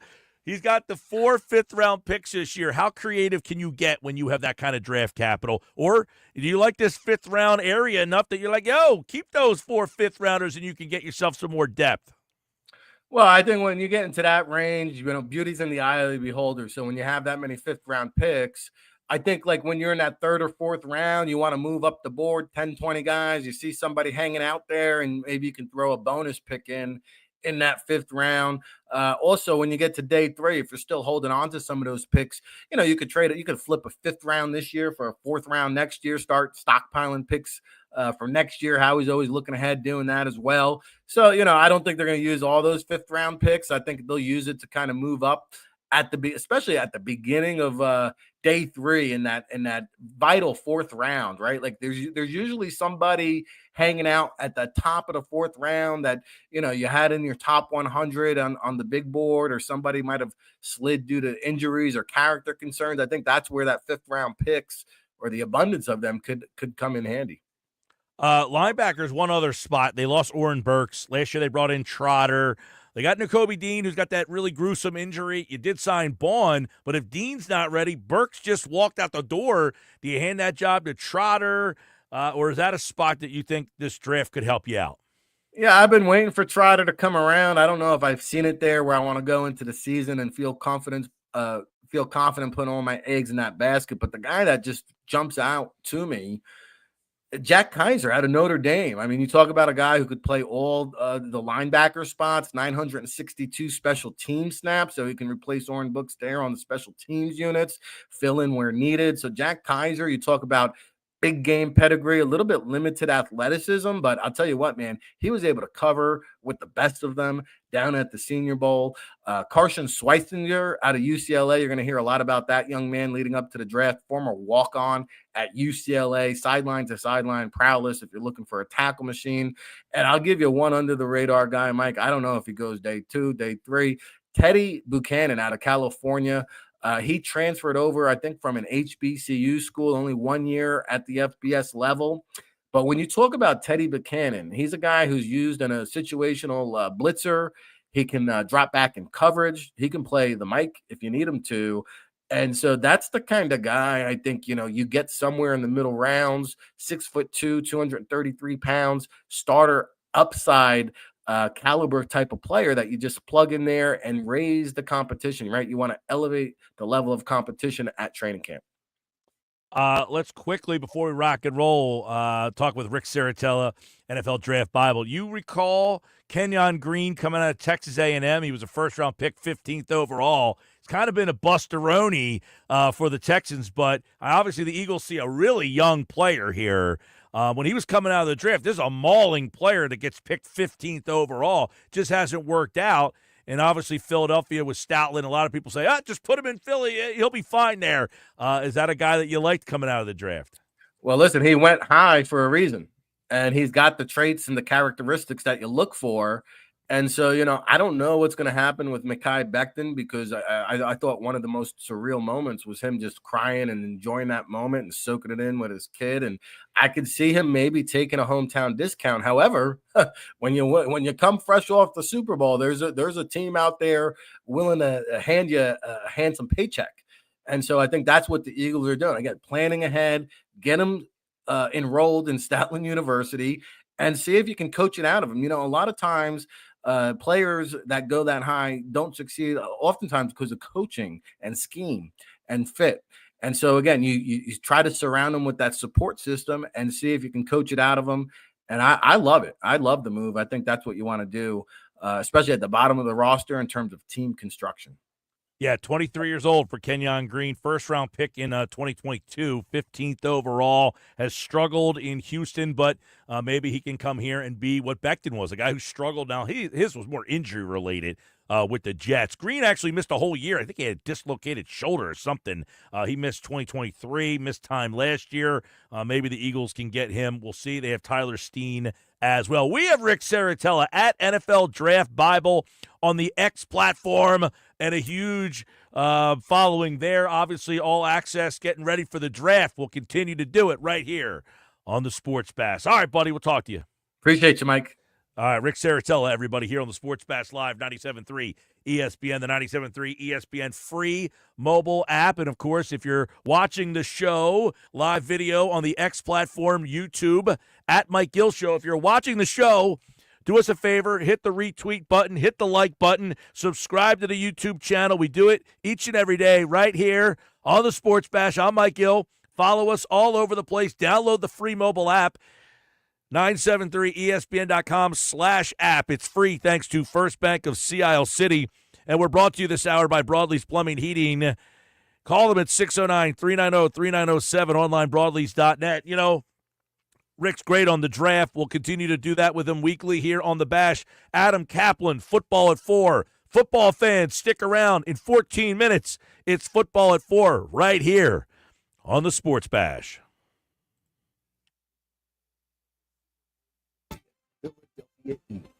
Fans, favorites, 97.3 ESPN, South Jersey's Eagles station.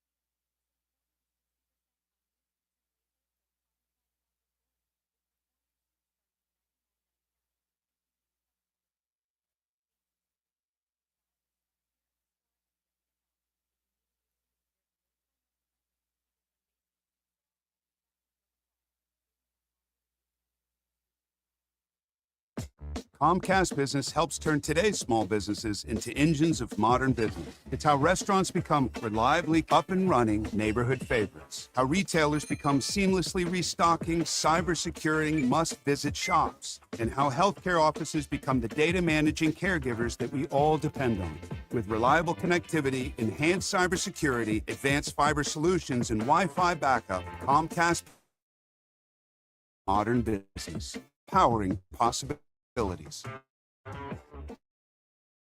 Now through May 4th, new customers can get started with 150 megabit internet for $59.99 a month for 12 months with a 2-year agreement. Plus, ask how to get up to a $500 prepaid card on a qualifying gig bundle. Call today. Restrictions apply. Not available in all areas. Requires enrollment in paperless billing and automatic payments with bank account. Early termination fee applies. Equipment, taxes, and other fees extra and subject to change.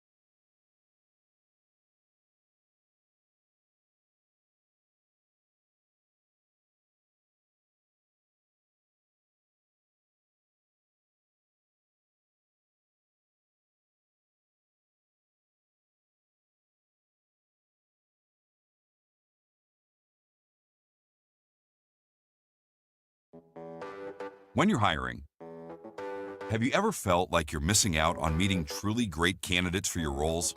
It seems impossible to find them, but they have to be out there somewhere, right? Well, they're not hard to find when you know where to go, and that place is ZipRecruiter. And right now, you can try ZipRecruiter for free at ZipRecruiter.com/radio.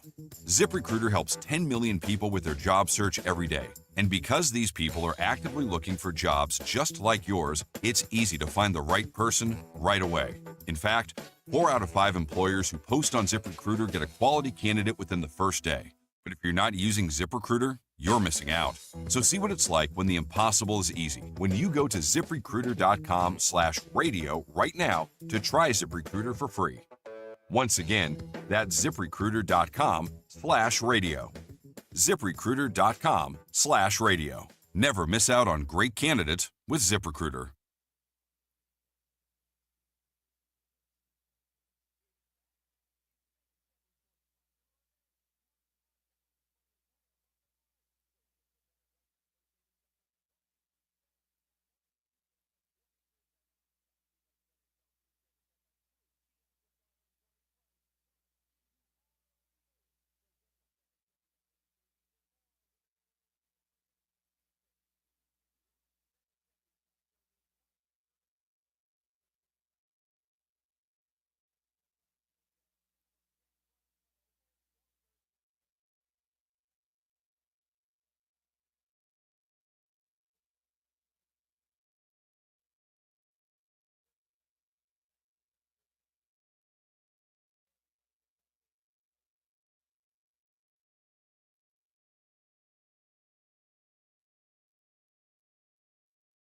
It's the Sports Bash with Mike Gill. Keeping the fans entertained and happy. On 97.3 ESPN and the 97.3 ESPN free mobile app. All right, 3:52 coming up in 8 minutes from now. It's football at 4 on the Sports Bash. Text message 609-403-0973. Hey, Mike, Jim from Williamstown here. What's up, Jim? Says, just to reiterate, the Sixers still stink. How many years were they the king of the tanking? Now, when the best possible thing they can do is lose, they managed to win 2 very losable games. The only thing they will lose is that draft pick. Keep Nurse and Maxey and get rid of everything else. Yeah, Jim, and I've said this a lot. I tweeted this out earlier today. The NBA has to stop this. They got to figure out something here. You should not be watching games this time of the season, and losing is better than winning. You cannot turn your fan base off so much from winning. The Toronto Raptors tonight, who the Sixers play, have a CVS receipt long list of injuries of guys not playing in the game tonight because they have no value. There is no reason for them or the Eagles to the Sixers to win this game. It hurts both of these teams to win the game tonight. You can't have that. The NBA cannot continue to do this, where if you win the game, it actually doesn't benefit you. There's ways you can do it. I don't care if, listen, I said before, get rid of the play-in tournament or have the play-in tournament. But have the teams that don't make the playoffs, make them play in a tournament for the number one seed. People would watch that because then your team will actually want to win. So just put them into a tournament so they keep winning games. Teams are losing because they don't want to. It's ridiculous. It's ridiculous. 609-403-0973 text board. You know, I've said before that one of the things they should consider doing is the 9th seed, the first team out of the playoffs, give them the best percentage for the ping pong ball. Give the two teams, the West Coast and the Eastern Conference, the West and East, let them both have the same percentage to get the number one pick if you're the 9th seed. The 10s, and then they all have the same percentage. And those 6 teams, the 9, the 10, and the 11, they all have the top 3 odds, like the worst 3 teams right now. And then at least teams are trying to win these last 20, 25 games. It's a sad situation where 2 teams like the Sixers are playing the Raptors tonight, and neither team benefits from winning this game. It's an awful way to have a league run. More Sports Bash coming up. Football at 4. Adam Caplan is next.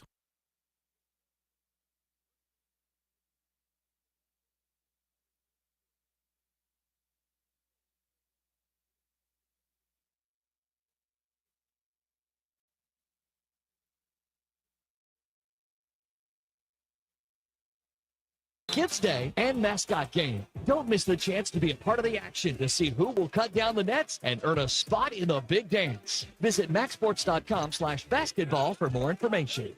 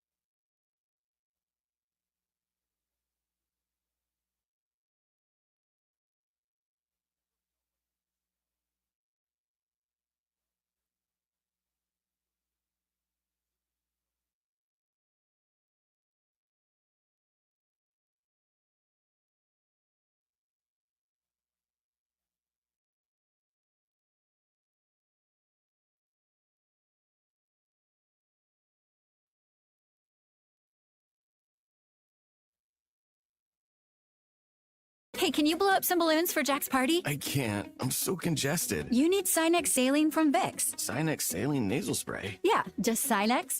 Breathe.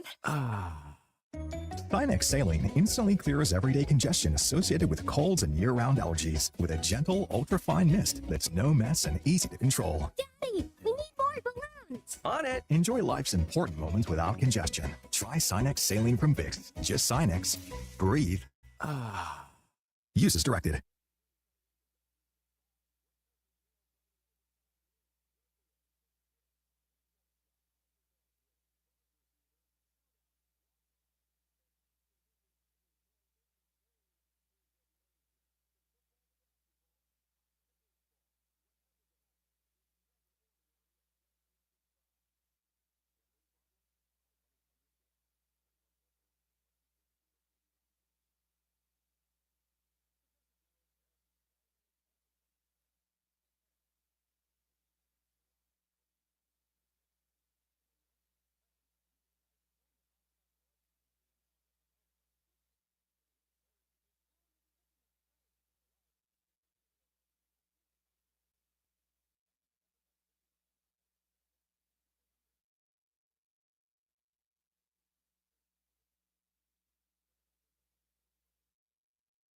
Oh, could this vintage store be any cuter? Right? And the best part? They accept Discover. Accept Discover? In a little place like this? I don't think so, Jennifer. Oh, yeah, huh? Discover's accepted where I like to shop. Come on, baby, get with the times. Right, so we shouldn't get the parachute pants? These are making a comeback. I think. Discover is accepted at 99% of places that take credit cards nationwide. Based on the February 2024 Nielsen report.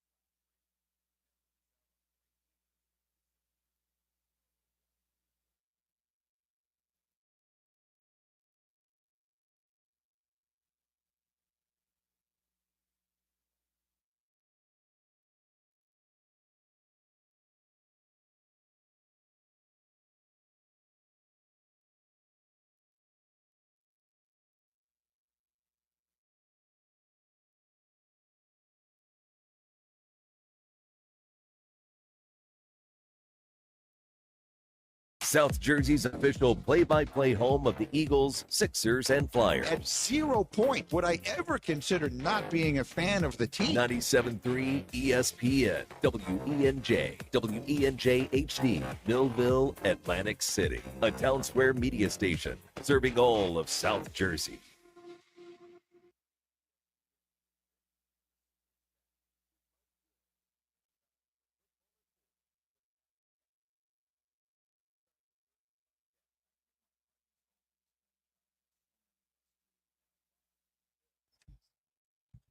And Football at 4 is powered by the Inside the Birds podcast. It's brought to you by Bet365. Whatever the sport, whatever the moment, it's never ordinary at Bet365. Adam Caplan from the Inside the Birds podcast is back. And, of course, the Eagles making a bunch of, well, they're not making a bunch of moves. They've lost a bunch of players. We're going to dive into it right now with Adam Caplan from the Inside the Birds podcast, who joins us for another edition of Football at 4 here on the Sports Bash on 97.3 ESPN. Welcome back, Adam. What's going on, man?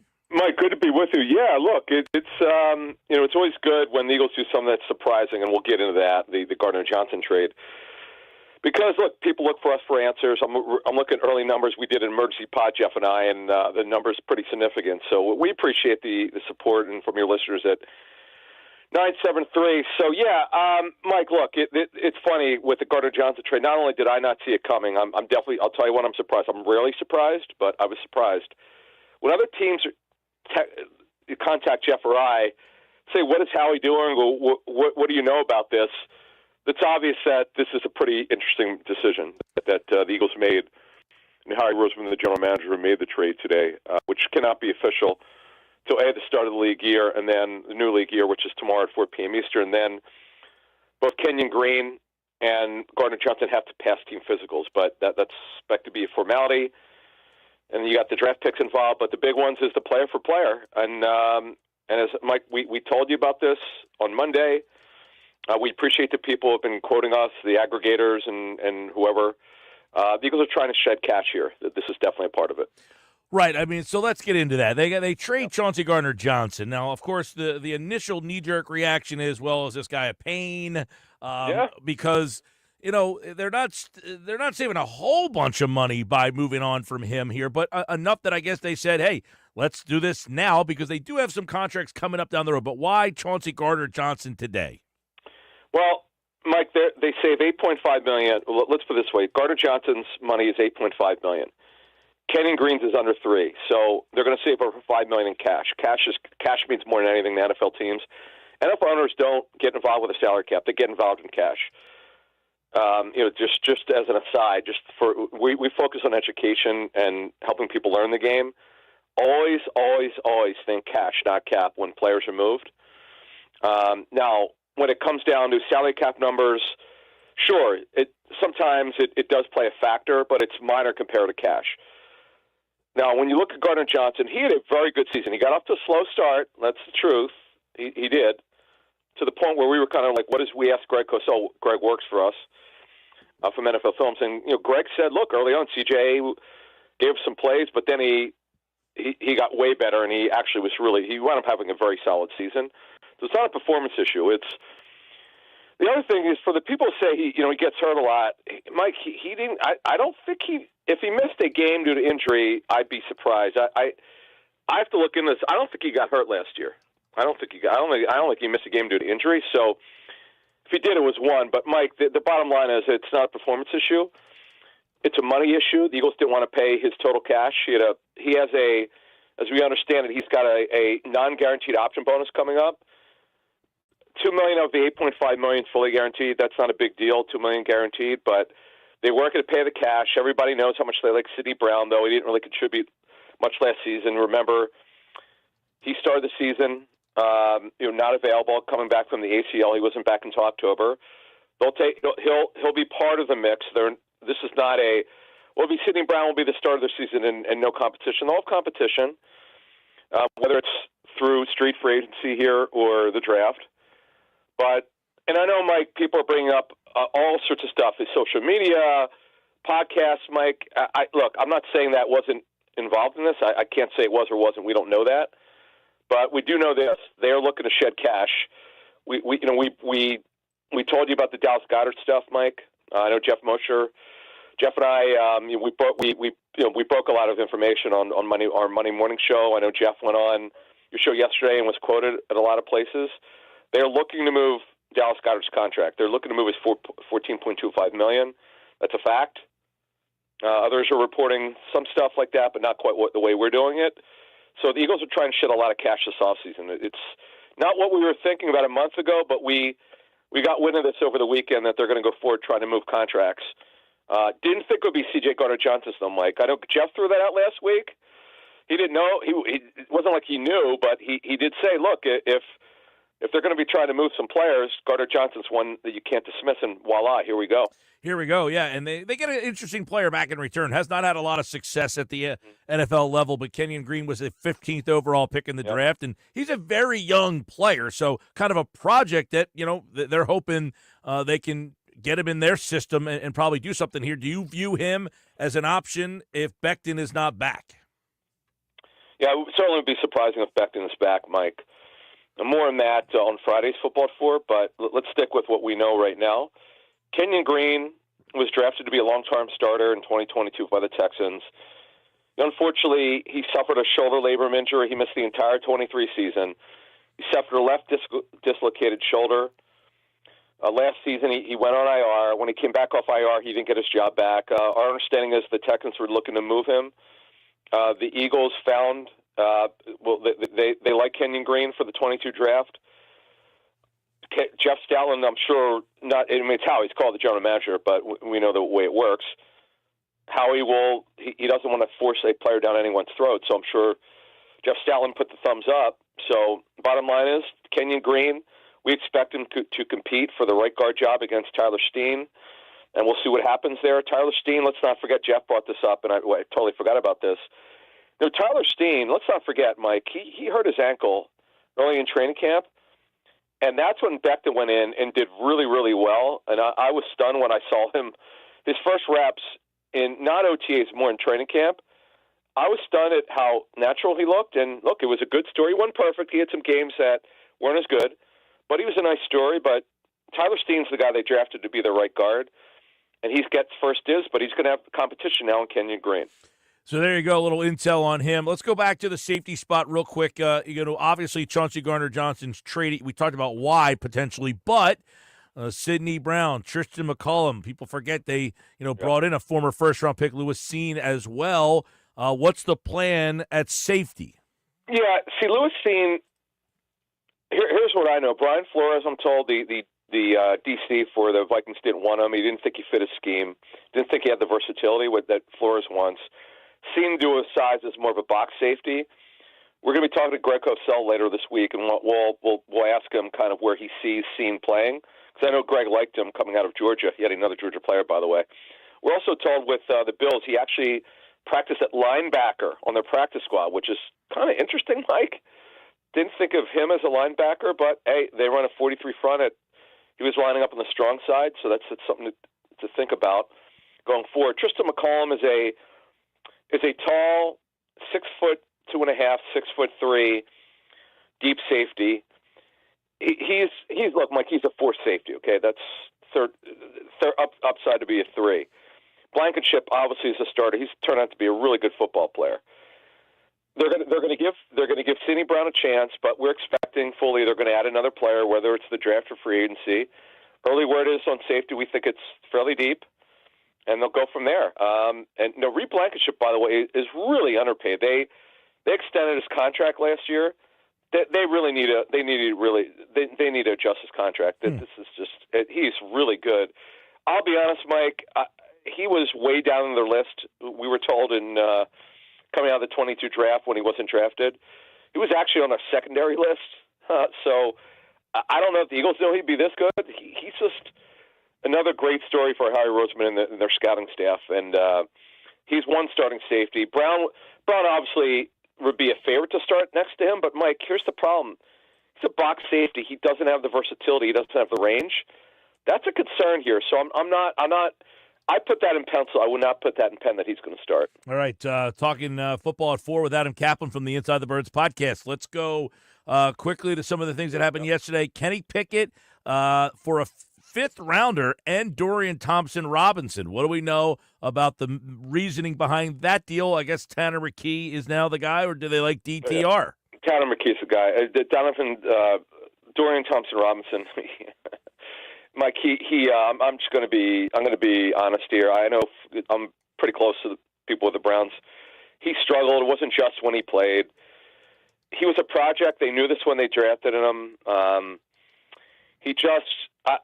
don't even know if he would have made their roster this year. So they found someone who wanted him, and we know the Eagles liked him a little bit because he was a multi-purpose quarterback under Chip Kelly. So it's a guy that they thought was intriguing. But he got pushed up a little bit too far for them last season. He wasn't expected to even contribute, and he had to because of Watson's injury and then some other problems with their backup quarterback. So, yeah, they were looking to move him. They didn't want him. So Tanner McKee will be the backup there. The Eagles may or may not even say in OTAs that Thompson Robinson's competing for the two. Tanner McKee in our 8 years, this is our 8th season of doing the show. I cannot remember a quarterback since Nate Sudfeld, who nobody knew much about. Remember Nate Sudfeld? I don't know if you remember Nate Sudfeld. He was a phenomenon in 2017 under John D. Filippo, the former Eagles quarterbacks coach. Tanner McKee is this phenomenon inside their building. McKee will be the 2. I don't care what anyone says. He'll be the 2.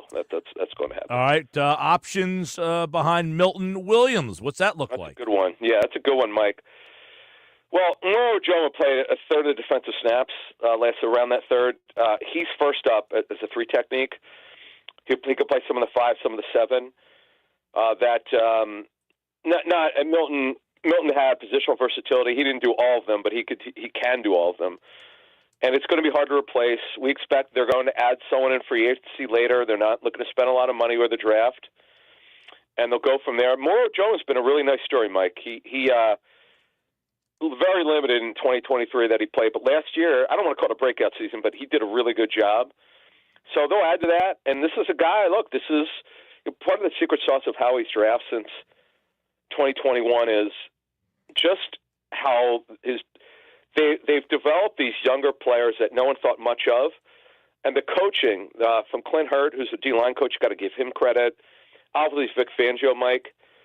Let's not underestimate the value of the coaching job that everyone's done here. Absolutely, yeah. I think a lot of these decisions have been made because of the development of some of their players, and that goes to the next two guys. They lose Oren Burks, who was a backup player, but stepped in and then played. Maybe now Trotter, Rogers, and the corner spot. I think that one's going to be a little bit more interesting. So what are the breakdowns of those two spots? Yeah, and they're very light at inside backers. So we know Zach Bond's starting at one spot. Dean right now is head of Van Sumer and had a major knee injury. That's really all they have. They're going to add to that. They've got Dallas Gann, who is a reserve future deal. He'll be on the mix just to push for a roster spot, but they'll add to that. That's another one that they could add it late in free agency for very little money. Particularly, by the way, later in May, when the signings don't count to the compensatory formula. It's a little magic trick that the Eagles and other teams have used. So they can do that. There are plenty of inside backers still out there.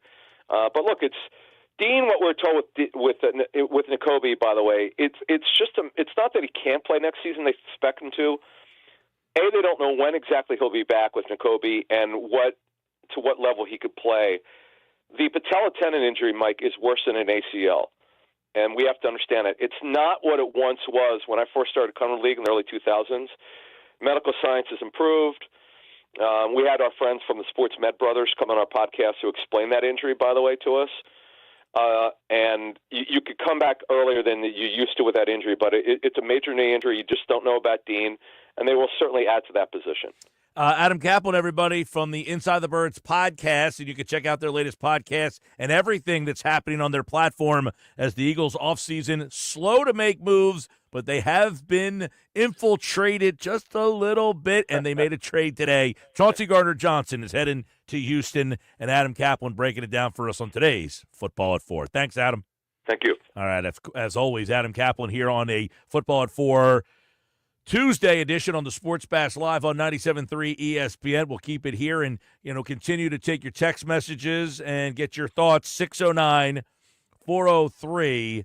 609-403-0973 is the way you can connect. Of course, if you're watching the show on the X platform or on YouTube at Mike Gill Show, you can hit us up there as well and get your messages to the show. We got a lot of text messages that have been coming in here throughout the day. Let's see, 609-403-0973, 609-403-0973. I like this one. Mojo from Egg Harbor Township says, we win the Super Bowl. Now we're getting rid of everyone. Who are we, the Florida Marlins? Listen, I get it. It's frustrating. But two of the guys, Isaiah Rodgers and Oren Burks, were both backup players. And I think they're valuable backup players. But it's not like those guys played all 17 games in every single snap. Yes, you have to try to find depth to replace Oren Burks and Isaiah Rodgers. Now, the other guys, Chauncey Gardner-Johnson, a starter who played every single game. That one's going to be a tough one to replace. You've also got Milton Williams, who was also a reserve player. I mean, keep that in mind. And listen, I like Milton Williams. He was an awesome player. But Jalen Carter didn't walk out the door. Okay? Jalen Carter got Milton Williams a bag of money. I'm not saying that Milton Williams isn't a good player, but he played next to Jalen Carter. So he's not going to be afforded that opportunity when he goes to New England. That's the difference. Phil checks in. Mike, we all likely agree Howie didn't make these decisions in a vacuum, and I'm thinking that Fangio told him he's good to go with McMullen, Trotter, maybe Brown. Time for these guys to take over while they're in their rookie deals. He obviously coached up the entire D last year and is ready to coach up the young guys. Let's go. Looking forward to seeing what is next. That's from Phil.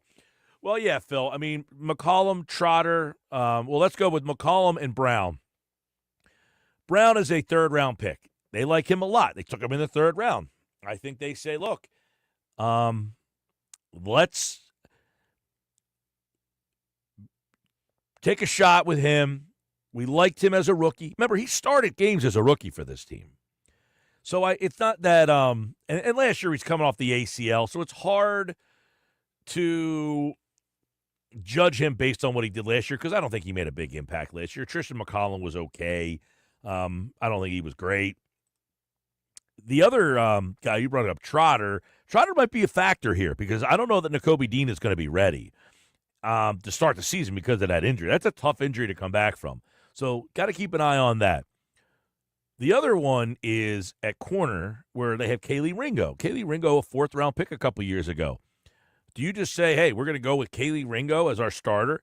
You also have the possibility of bringing back Darius Slay. You also have the possibility of moving Cooper DeJean to the outside area and let him play outside corner. So there's a lot of things you can do with what you have because you have been savvy with your drafting. Think about what this team has done in the draft in the first 2 rounds, but they've also got guys who are just kind of waiting in the wings. Right? I mean, look at all the guys that we're talking about that are reserve players that we kind of like don't know that much about. And that's the interesting part about all this is when you think about it, right? The Eagles have drafted very well. And that's what good teams do. They draft well, and then you kind of make these decisions based on all of the draft intel that you have on your own players, the development that you have of your own players. And then you get to a point where you have to make the decision and you say, okay, this guy's been here for 2 years. Is he ready? And that we have to move on from this player. And that's a tough one because you just don't know what they're going to do when they get into live game action. But let's take a look at some of the things. You lose Milton Williams. Now you have Moro Ojomo. He was a draft choice. You, a couple of years ago, you lost or replaced basically, you lost Hassan Reddick, and you had to go to Nolan Smith. You still have Jalix Hunt that is a draft choice. Gabe Hall is a guy who was a third-round pick. Now, not by you, but by the Raiders, but a third-round player that they obviously went out of their way to bring in here. Jeremiah Trotter, a guy they drafted. Tristan McCollum. Who's the other guy that I'm forgetting? Kaylee Ringo. Lewis Seen. Eli Ricks is another guy. That these are all guys that are young players that they have drafted and put draft capital and put development into that right now they're saying, hey, those guys have to step up and do the job. Now, the problem is not every player that you draft you're going to hit on. It's just not. So somebody's not going to be that good. I don't know who it's going to be, but I like Moro. I think when they got him out of Texas back in the 6th round a couple of years ago, I liked him. Thomas Booker, I thought, played very well in very limited snaps last year. Gabe Hall hasn't shown anything at this level, and I don't know that they're looking at him, but he's a young player. Nolan Smith, if he takes another step forward, you got to hope, too. Here's something that we need to throw into the mix. Bryce Huff has to give him something. Bryce Huff has to give him something. I didn't like that deal, so I'm not going to sit here and say, I don't think he's very good. I thought he was kind of a fluky player with the Jets. I hope I'm wrong. But they got to get something from him. Because if they don't, that is a player that is just eating up the salary cap situation. Right? So you got to try to get something from him. 609-403-0973. Mike, you said these guys have no value. Ricks, Ringo, or Jomo. Yeah, they don't have value in a trade. I mean, no one's saying, hey, can I have any of these guys and then give you something in return? They're developmental players that you have developed on your roster and that you hope that they replace somebody. They don't have major trade value. Like, no one's saying, hey, can I get Moro or Jomo? They might give you a 6th-round pick, but, I mean, what are you hoping to get for these guys, right? What are you hoping to get for Eli Ricks? What are you hoping to get for Kaylee Ringo? I mean, you might get a 6th. I mean, to me, that's no value. A 6th-round pick, a 7th-round pick, that's me essentially saying they have no value. These are players that you draft. Moro Jomo, I think, was a 6th-round pick, if memory serves, out of Texas. I'm pretty sure he was a 6th-round pick. No, he was a 7th-round pick. Pick 249. I mean, what are you hoping to get for that player? I don't know. You want to throw him into some deal? They're not getting you anything. What do we expect here? These guys are going to get you something of any value? No, just because the Eagles drafted them and they like them, they developed them. They have to make the decision of, hey, we can't pay Milton Williams. We drafted this guy in the 7th round, and he has been on our team. We now think that he can be a situational player.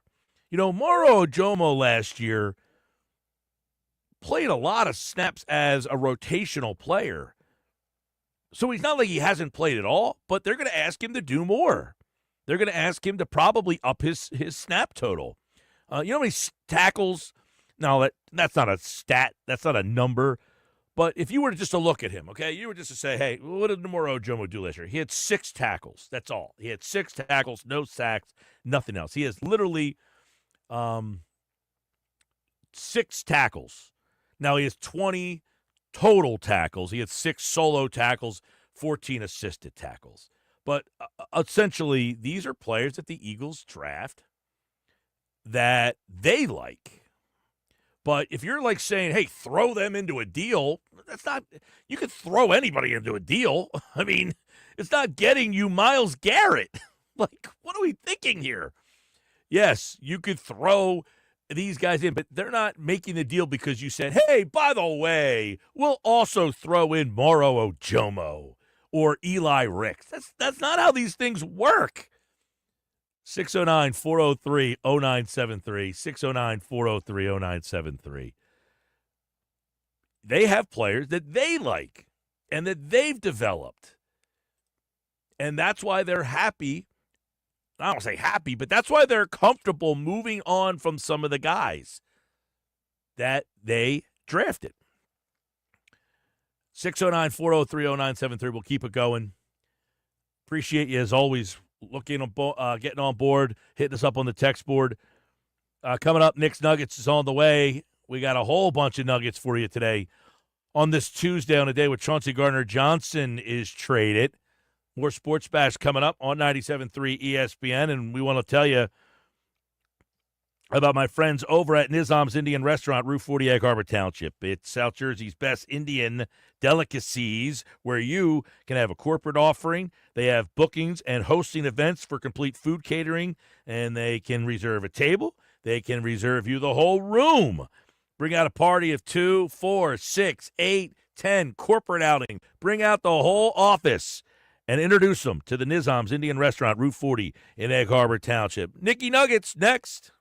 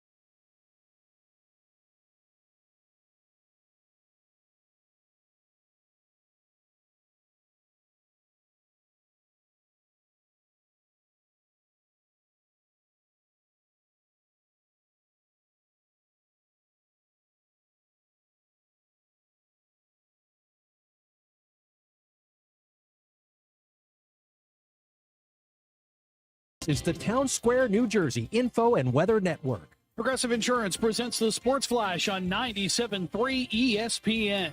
NHL, the Flyers are back on the ice tonight, hosting the Ottawa Senators and continuing their 7-game homestand. Philadelphia looking to snap a 4-game losing skid. They fell Sunday to the New Jersey Devils 3-1. They've only managed 3 goals in their last 3 games. NBA, the Sixers in Toronto wins tonight facing the Raptors. Philadelphia lost Monday to the Atlanta Hawks 132-123. They have lost 4 of their last 5. Quentin Grimes scored 35 points in the loss. Ricky Council added 19 coming off the bench.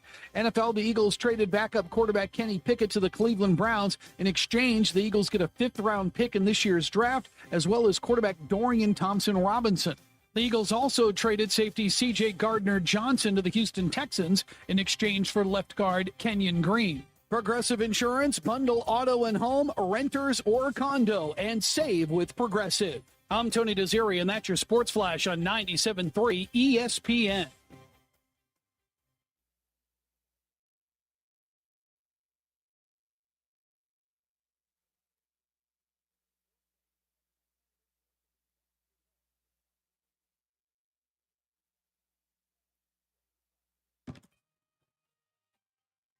From the Town Square, New Jersey Info and Weather Network, I'm Chief Meteorologist Dan Zarrow. Tomorrow's a cold front day.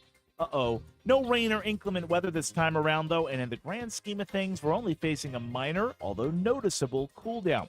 You'll spot a few clouds overhead tonight. Low temperature dips to 42. Tomorrow, sun and clouds, high of 51 degrees.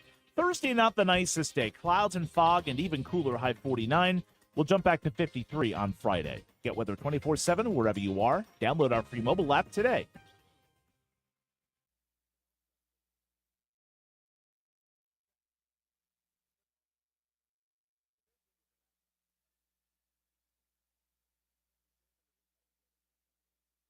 Listen to all the madness. March Madness is coming to 97.3 ESPN. All right, Sports Bash Live, 97.3 ESPN, the 97.3 ESPN free mobile app, live video streaming on the X platform and on YouTube. At Mike Gill Show, hit the like button.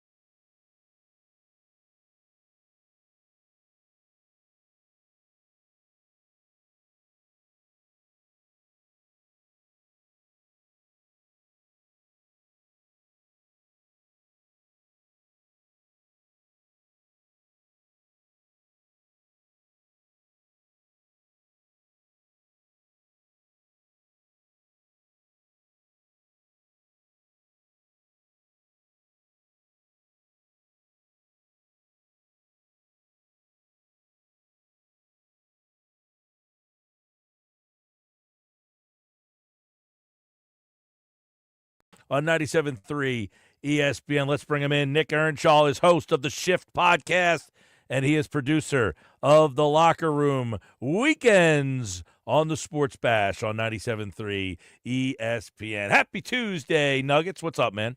Hey, Mike, how's it going? I mean, just another Tuesday in Philly sports, right? I mean, what a day to start this off. I mean, holy moly, CJGJ getting traded. That was nuts to start off your day. Last night, you go to bed, Kenny Pickett gets traded. CJGJ gets traded this morning. A lot of subtraction from this Eagles team, and it's to be expected. Howie kind of set it out there, set the tone a little bit in that presser the other week, right? And this is what we should expect. They're going to lose players. They're going to have to save money. And the Inside the Birds guys, they've nailed it. They've been on top of this for the most part. I mean, they're shedding salary. They're preparing for younger players to get paid going forward. So this is really not too much of a shock. I think it's still a little surprising. You know, Chauncey Gardner-Johnson's a guy that they brought in a couple of years ago, led the league in interceptions. He ended up, leaving to go to Detroit, and the Eagles went to the Super Bowl the first time he was here. He left to go to Detroit. Then they, obviously the defense kind of lacked something. So they went and brought him back, and then they win the Super Bowl. So I think he gave them a little bit of a personality on that defense. Now you've lost Darius Slay, you've lost Milton Williams, you lost Josh Sweat. Those guys, you knew you were going to lose. Chauncey Gardner-Johnson, you basically willingly lost. And I don't know. Listen, they got Sidney Brown. I think they like Sidney Brown. And I think they like McMullen, and they brought the kid in, Lewis Seen. So they obviously have some young players that they like, but they lost a little personality today with Chauncey Gardner-Johnson. That's for sure. Yeah, I want to clarify. I mean losing good players in the offseason after winning a Super Bowl. That's what's not shocking to me. The fact it was CJGJ, that was a little surprising to me. And we'll start with that with nugget number one today, Mike. Was CJGJ, was he a little overrated by Eagles fans? And you mentioned it. He brought personality to this team. He brought swagger to this team. He brought something to that defense that was missing last year. I get that. But, I mean, if you look at it, are they going to miss him? They have Cooper DeJean in the slot. They trust Sidney Brown. Sidney Brown in coverage, I don't know how about if I love that. They have a lot of young players. I don't know if he's easily replaced at this point, but I don't know if he's going to make that much of a difference. I think the locker room stuff, the personality, yes, but the talent, I don't know if you'll miss him as much. Listen, he's a playmaker, man. He's been here for 2 seasons. He has 12 interceptions. I mean, he is a guy who's always around the ball. Yes. He's a different player, though, than a Sidney Brown. Sidney Brown, I kind of been saying, he's like a Tasmanian devil. He's kind of lays it out, puts his body on the line. He's a guy that'll come and hit you. So there are different types of players here. I'm kind of intrigued by, that battle at safety. Do they like it? Keep in mind, Sidney Brown was here all year he did not start the season. He got activated like around week 8, week 9, somewhere around there. But when they needed another safety, they went to Tristan McCollum. Do they like him as the guy? Or is it Sidney Brown? I think we're just assuming it's Sidney Brown because he was the 3rd-round pick. But Lewis Seen was a 1st-round pick. He was a 1st-round pick out of Georgia, and he had a really bad compound leg fracture, and that's kind of derailed his career a little bit. Yeah. But maybe he's a guy they want to take a look at. So I think they have options, but I don't know that CJGJ, put it this way, he was always around the ball. He gave them personality. Yep. Was he a huge tackler or a big hitter? Every once in a while, he'd pop you, and then he'd get up over top of you and jaw. But, I mean, I definitely think he was an important player on that defense I don't say the last 2 years, the 2 years that he was here.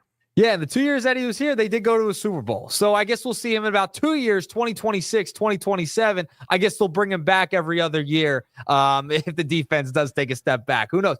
I don't know if you saw, he's been streaming today online, playing video games. He actually put the trade into Madden, I believe, and was trying to see if the trade worked in Madden and see if it was a fair trade or not. So that was pretty funny, but he took the high road. He said it was no bad blood. He was shocked, though, that the trade did happen. And, I don't think we really saw that CJGJ was going to be traded, but it makes sense salary-wise going into the next couple years. They want to keep their guys like Jalen Carter, Quinyon Mitchell down the line, Cooper DeJean, Nakobe Dean, all these guys, they're trying to keep them together.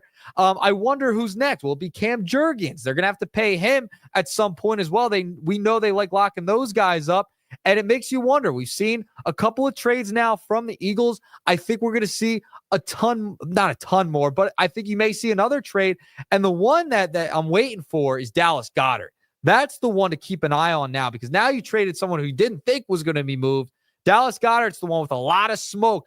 I'm curious to see if this one, this was shocking. I wonder if the next one will be a Dallas Goedert trade, Mike. Yeah, and I know Josina Anderson tweeted out the other night.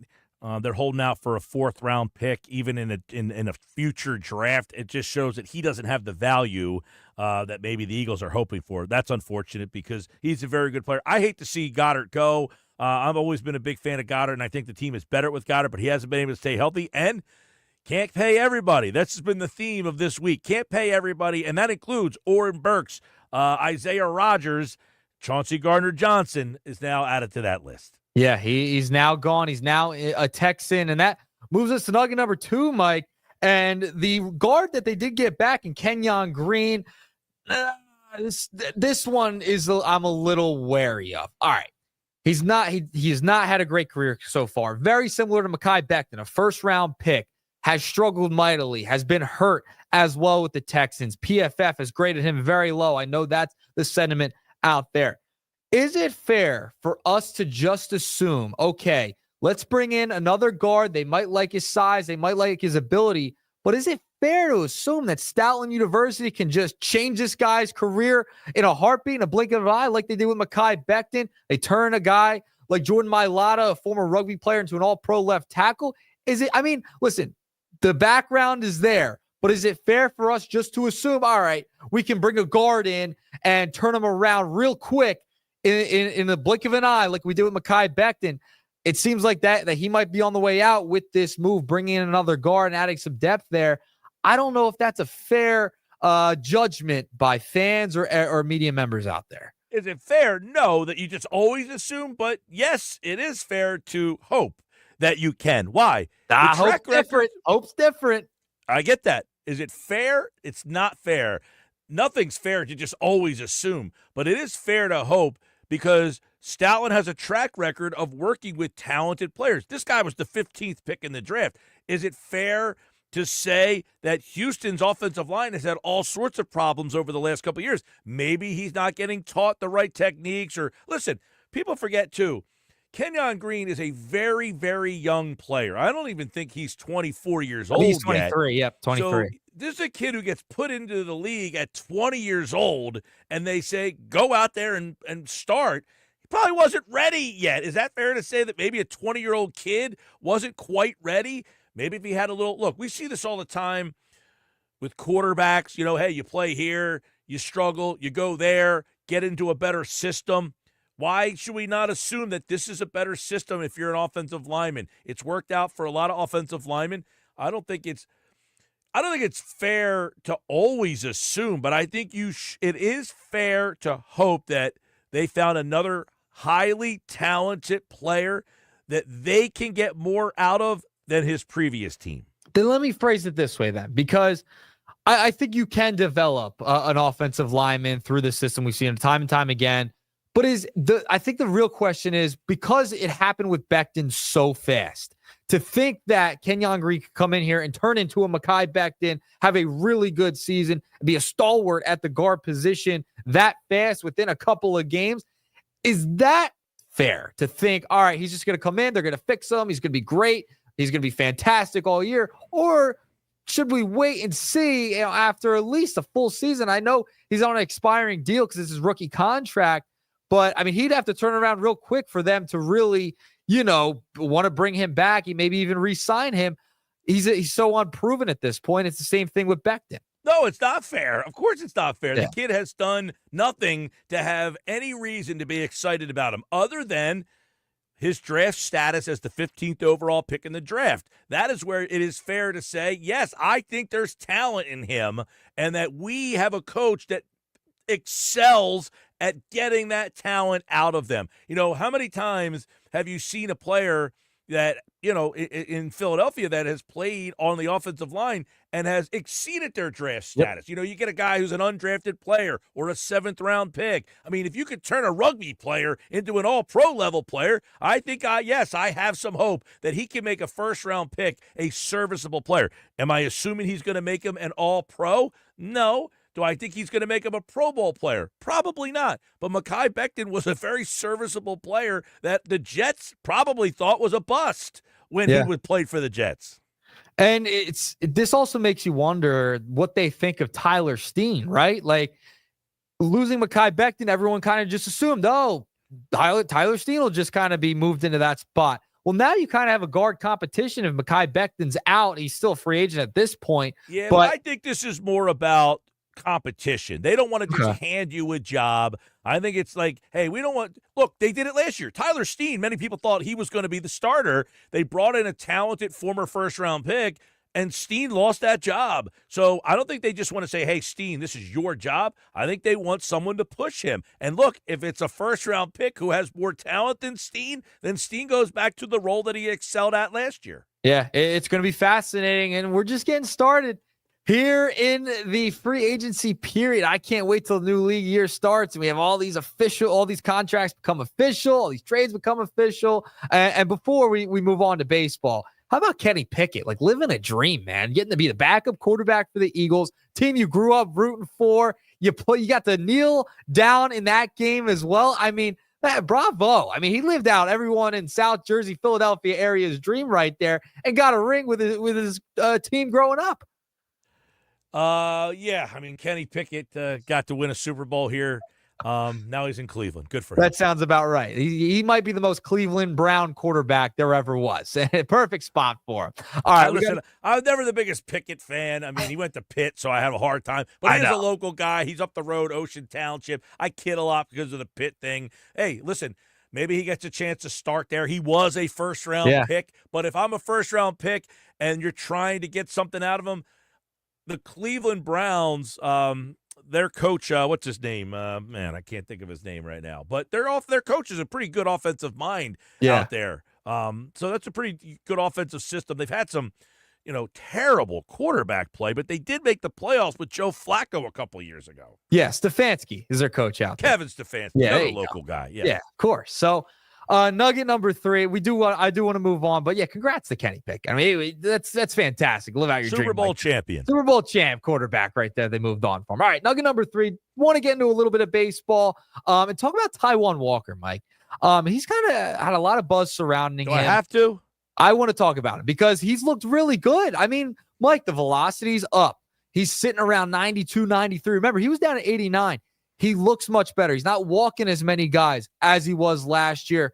Mike, what is the place for Taijuan Walker on this team? But I know, I understand last year, et cetera. But if he's having a really good spring training, maybe you move on from him. Maybe there's a team. Could they take a flyer on a Taijuan Walker since his spring's been so good? Maybe you could move on from him at this point and get off that contract if you eat some of the money. I mean, he's looked really good during the spring. Well, I think it was me that told you, number one, he has no value. Nobody wants that contract. But, I know. Nobody wants that contract. But I told you the way they're going to play this is he's here for one reason, and it's, hey, they have to pay him. So because they have to pay him that the amount of, what's $18 million this year and next year, nobody wants that deal except if by the trade deadline, a team is so desperate and coupled with Walker has proven that he has rebounded. I don't think a couple spring training innings is changing anybody's opinion, but if someone gets hurt in the rotation and he has to start 4 or 5 games, or if he's the long man and every time he gets called on, he comes in and pitches 2 innings and does his job and shows that his velocity's there, and his stuff is back, you might have someone flip you a single A, low A guy and say, okay, and you have to pay his salary. But this dream of trading Taijuan Walker for anything of value is not happening. I think you and I are in lockstep with that. But it is interesting that his velo's been up. He's looked much better. He's looked more confident. Listen, it's something you could sell. If you're Dombrowski, it's something you could sell maybe at some point in a couple months. I'm with you there. But this is why he's back here. Some people were so done with him, they said, why don't you just get rid of him? Cut him, get rid of him. And the whole premise was they're not going to just cut the guy in $18 million. No. They had to bring him back to see if he had any rebound from what happened last year, and then the hope that he rebounds and builds up enough, I don't want to say enough value, that you can get something, an 18-year-old single-A pitcher, something in return. But the problem is he's making $18 million again next year. Yeah, but I will say, looking at this rotation, I've talked about, we've likened it to the 2011 rotation. Could it be better than that year's pitching staff? I mean, to have that kind of depth, if he's able to come in, if someone gets hurt and give you some innings, I mean, that would be fantastic. That just shows how much depth you have, even before an Andrew Painter comes up. By the way, Andrew Painter pitching bullpens. He's looking good. I mean, maybe he gets into the rotation a little earlier than we expect. We'll find out. I'm not, they're not going to put him in the rotation anytime before July, I would imagine. But Yeah, I mean, if somebody got hurt, let's say Sanchez had to miss a start, now you have Walker, and this is where he gets to showcase himself. Other than that, I don't know how he's really going to get enough opportunities to show that he actually belongs. But hey, we can dream, right? We can get rid of Taiwan Walker. We can dream, Mike. We can only man. dream. All right, Mike. Great pack of nuggets for you today. There's the Nuggets for today. Nick Earnshaw's back tomorrow with another edition of Nick's Nuggets here on the Sports Bash Live on 97.3 ESPN. Thanks, Nick. All right, Mike. I'll talk to you. All right, here we go. Final hour of the show. We'll see and check in on the Eagles and the offseason in the NFL. Is anything happening? A little quiet day for the Birds other than the trade. Nobody else has been taken from them yet. We'll get into the latest. We'll recap it all next on the Sports Bash Live on 97.3 ESPN. The 97.3 ESPN free mobile app, live video streaming on the X platform and on YouTube at Mike Gill Show. Like and subscribe on the X platform and on the YouTube channel. And don't forget, download the free mobile app. It's free thanks to First Bank of Sea Isle City. And we do have some app messages we're going to read off next hour on the Sports Bash. Stick around.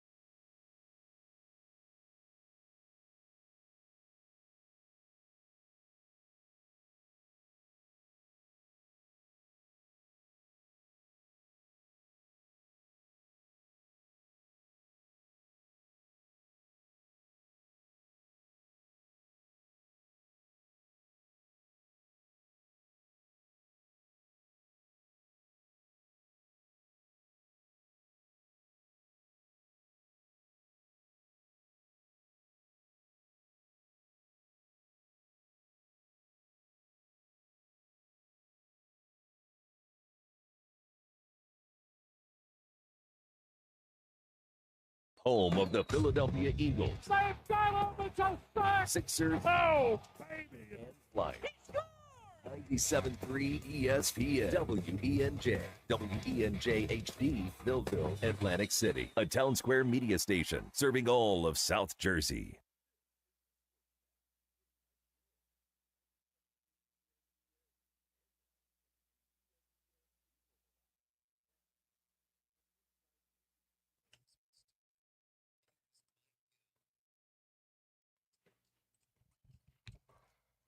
Driving you home on a 5 o'clock hour Tuesday night.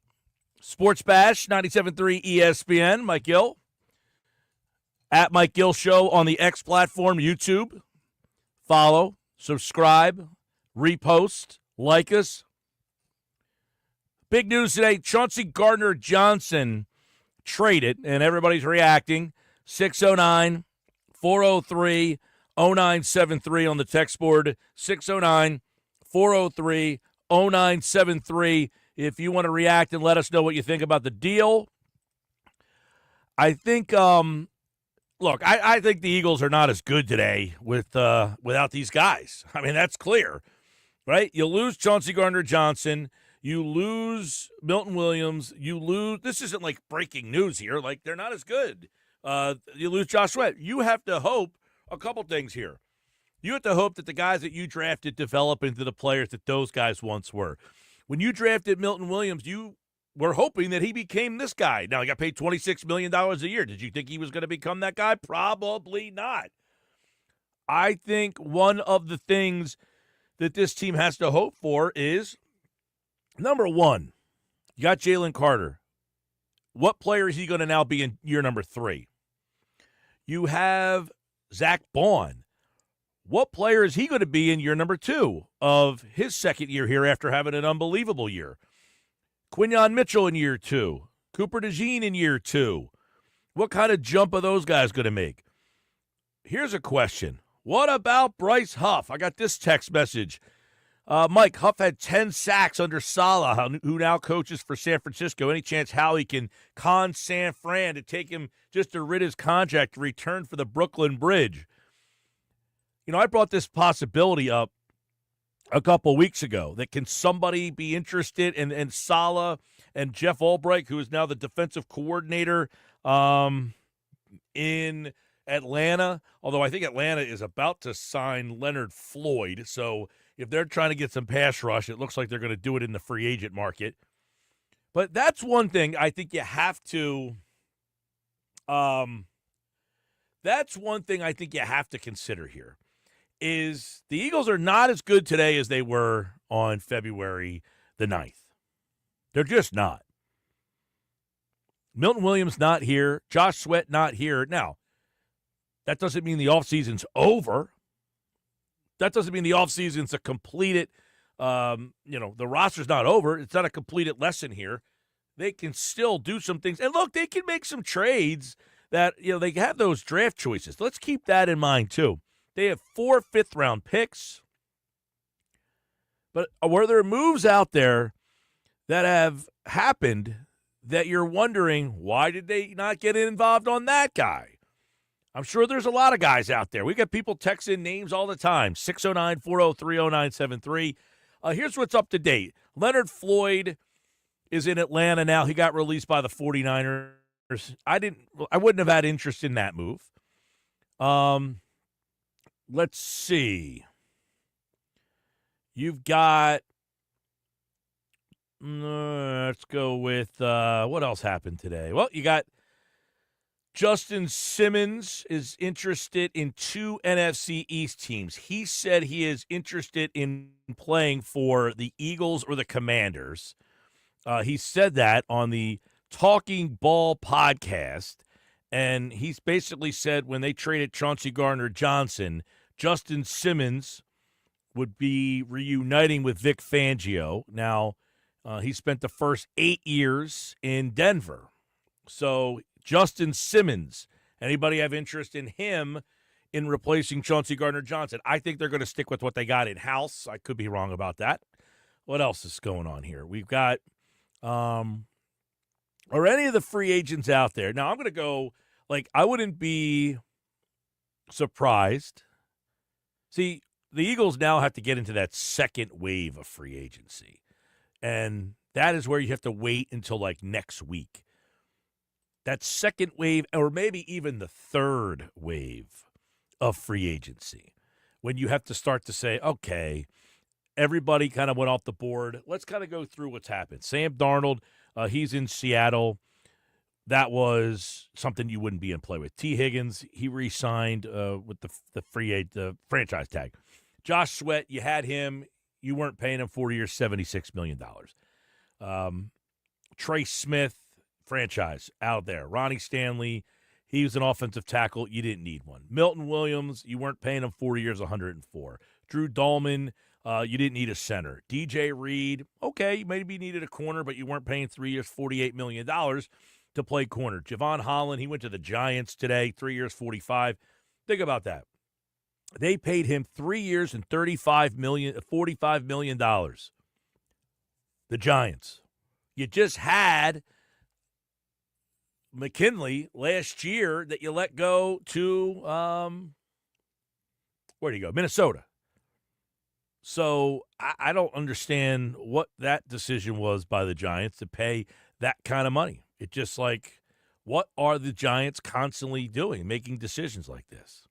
But the Chauncey Gardner-Johnson thing for the Philadelphia Eagles, they make the trade today. So they made the willing decision to trade Chauncey Gardner-Johnson. So let's talk a little bit about some of the things here. They trade Chauncey Gardner-Johnson. People are wondering why. It's in my estimation, and from what we gather throughout the show today, this is more of a monetary thing. I know people are wondering, hey, got this text message here from Jim in Williamstown. He says, Mike, do you think that little bleeping match that Chauncey Gardner-Johnson had with Slay on Twitter made the trade any easier? I don't think it hurt. I think they're looking for any way they can save a couple bucks. And this has a lot to do with what they have coming up down the road, everybody. You guys, look, you know what's coming up. Juergens, Jalen Carter, Quinyon Mitchell, Cooper DeJean, Adam Caplan was on with us earlier. He talked about Reed Blankenship being severely underpaid. Nakobe Dean at some point, I guess this is going into his third year if he comes back and plays pretty well. Nolan Smith, he's a guy. We keep forgetting to bring his name up. Nolan Smith's another guy that's going to have to get paid coming up. Who else is somebody they're going to have to start thinking about?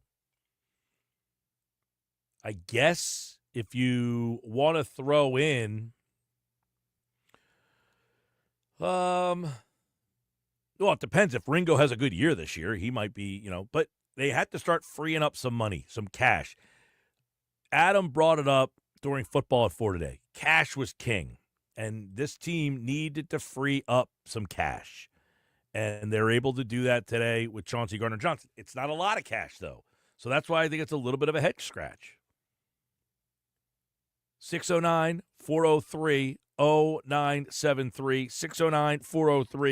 609-403-0973. So the Eagles have made various moves, basically, that I think if you were being honest, right, if Howie Roseman didn't have as much kind of cachet as he does right now, right? Howie Roseman can pretty much sell you right now that, hey, I got a plan. Just trust me on this, right? And as Marcus Spears said today on NFL Live, if it wasn't for the fact that it is Howie Roseman, he's not so sure he would like what the Eagles' offseason looks like so far. Roseman as much as I do. And I think he's built that over the past few years. We've seen him be ahead in this situation. We had a head scratcher when he drafted Jalen Hurts. Look how this has turned out. You talk about the young defensive line. Howie Roseman also knows with the departure of Milton Williams and the departure of Josh Sweat, he's going to have the highest paid defensive tackle in the NFL in a year or two when it comes time to pay Jalen Carter. So there's a lot of things that I think he's actually getting ahead of. You think about this young defense, a lot of guys perform at a very high level. Jordan Davis was an important piece to what they did. Hopefully he can come in for Mill Williams and have a similar impact. But I look at this team, I think about Howie Roseman's history, I think about how he's been ahead of the curve. He's had to pay some guys. You got to rob Peter to pay Paul. He seemed to be able to pay Paul in all of these situations. So I trust what they've done. Yeah, there are some names on that list that would concern me about any other franchise. Different tone from San Francisco to Philadelphia Eagles. And I think it has everything to do with what we've seen from Howie Roseman and the decisions he's made over the past few years. So he's given the Eagles the benefit of the doubt because of Howie Roseman, fair or unfair. Obviously, if you were watching on the X platform and on YouTube, you saw all the draft picks they put up on the screen. Why he basically says, look, you got to trust them because they drafted all these guys. They have all these guys. And you're also looking down the road and saying, I got to pay all these guys. It's just the first time that we've really kind of ever heard, while the team is good, that they also have to now consider monetary issues potentially. And it's not the fact that they're going to have cap problems this year. They don't have to cut any player of significance to get under the cap. But they might have to think about, hey, we got to trade Chauncey Gardner-Johnson, and we might have to let Dallas Goedert go. They would really be the only couple guys. I don't think there's any other situation that you have to worry about where they're going to do something crazy and say, whoa, how can that guy's not here? Like, you're not all of a sudden going to cut Lane Johnson. You're not all of a sudden going to cut I can't even think of anybody else that's in that, because you're not cutting. A lot of these guys are so young. But I'm talking about a veteran player. But it is a little bit interesting to hear, and you heard what Marcus Spears said. It's the fact that, the team, you're giving them the benefit of the doubt because the decisions that they've made have hurt the team. It's not even the decisions that they've made. It's the decisions that they've been kind of forced into. You can't pay Milton Williams. You can't pay Josh Sweat. Those two guys The other guys you're saying, okay, well, can't we bring back Isaiah Rodgers? Can't we bring back Warren Burks? Why are we trading Chauncey Gardner-Johnson?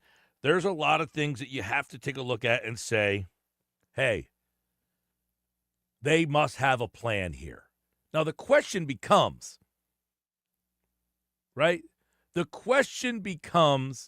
what do you have to now target, or do you just stick with what you got?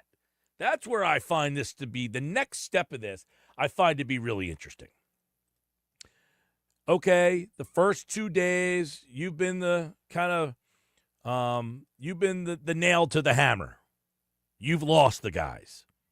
Because quite frankly, you added a player in Kenyon Green you're not all that excited about, and if he ends up being a player, that's a surprise. There's not a player that you've brought in here yet that is usurping anybody on your current roster. Nobody. Every current situation is you're hoping that guy can fill the role. And that's a tough way to kind of, hey, I don't know that Moro Ojomo is going to be able to be as good as Milton Williams. I doubt it. Put it this way.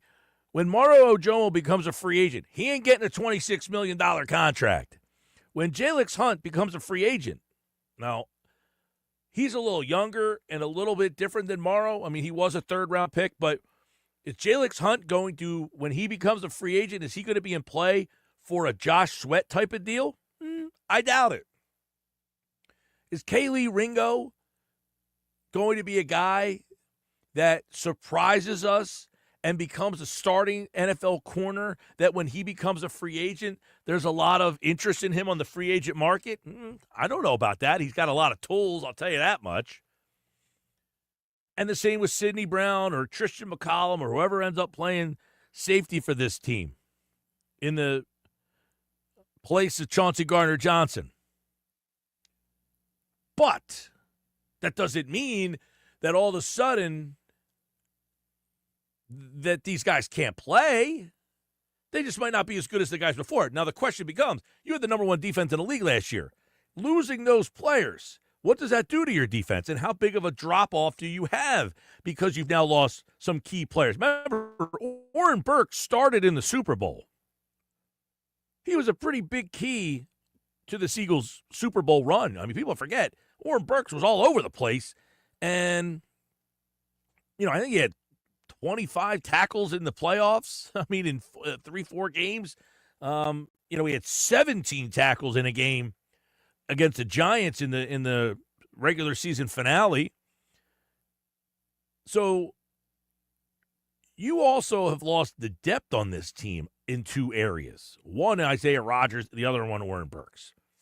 609-403-0973, 609-403-0973. Let's get some more text message in here. Mike, it seems like the Eagles in San Francisco are cleaning house. It feels like the deals and the releases are money and attitude. Yeah, I think everybody's pointing the finger at the attitude with Chauncey Gardner-Johnson. Did that play a factor? We're being told it was more a money situation than, but listen, it's not a huge money difference right now, but put them together and you might say, you know what? Let's do it now before it's too late.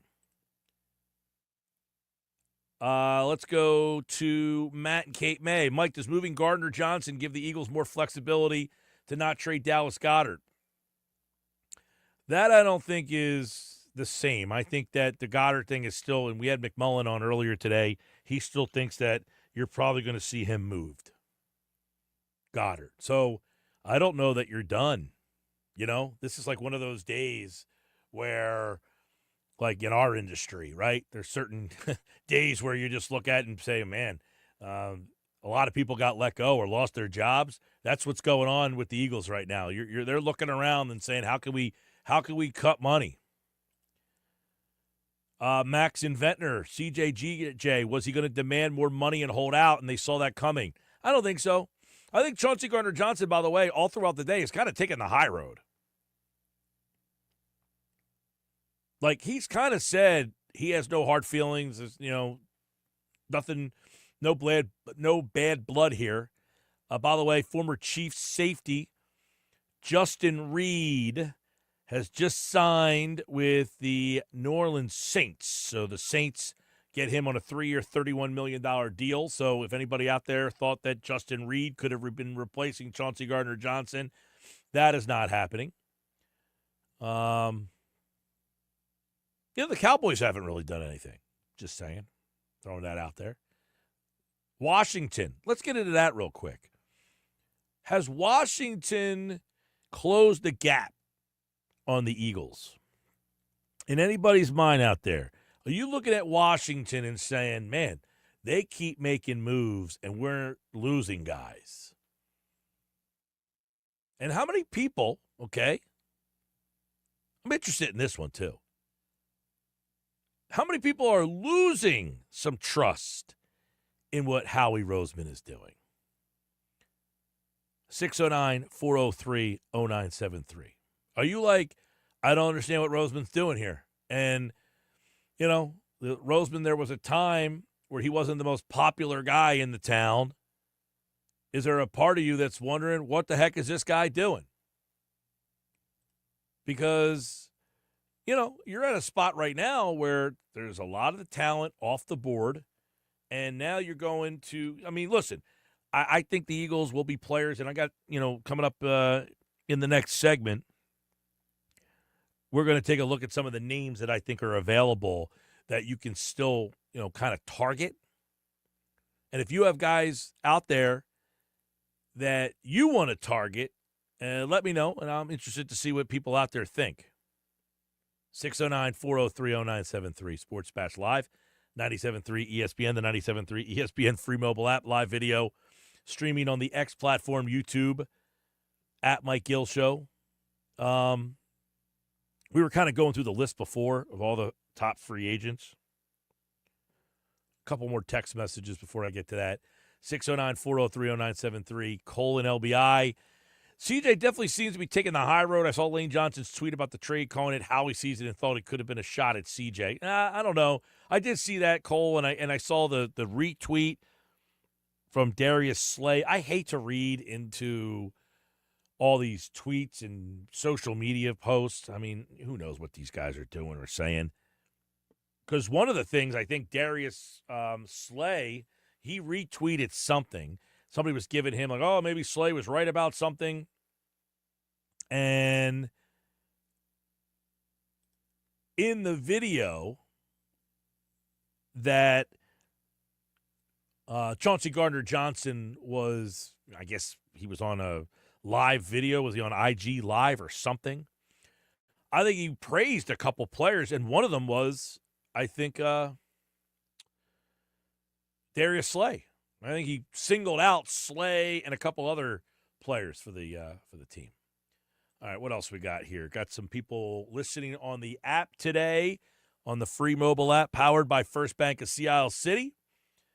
What do we got on the app today? Let's see. 609-403-0973 if you want to get on the text board on the app as well. Mike, everybody settle down. It's Howie's season. We'll be okay. Literally just won the Super Bowl. Relax. That's from Big Daddy. I like that, Big Daddy. I agree. I'm not hitting the panic button on what has happened. But do you agree that what Marcus Spears said is accurate? Like, in other words, if Howie Roseman was not the GM and this happened, you might not have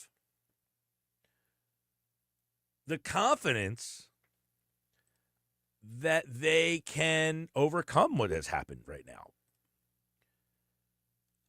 Let's go to BK in Virginia. Got people watching in Cincinnati, Virginia today, all over the place. What's going on, BK? He says, Howie is good, not worried at all, although Washington has added pieces. The other side of the coin is that there is a year of film on Jaden Daniels. Yeah, Washington's gotten a lot better. I'm going to get into that in a second.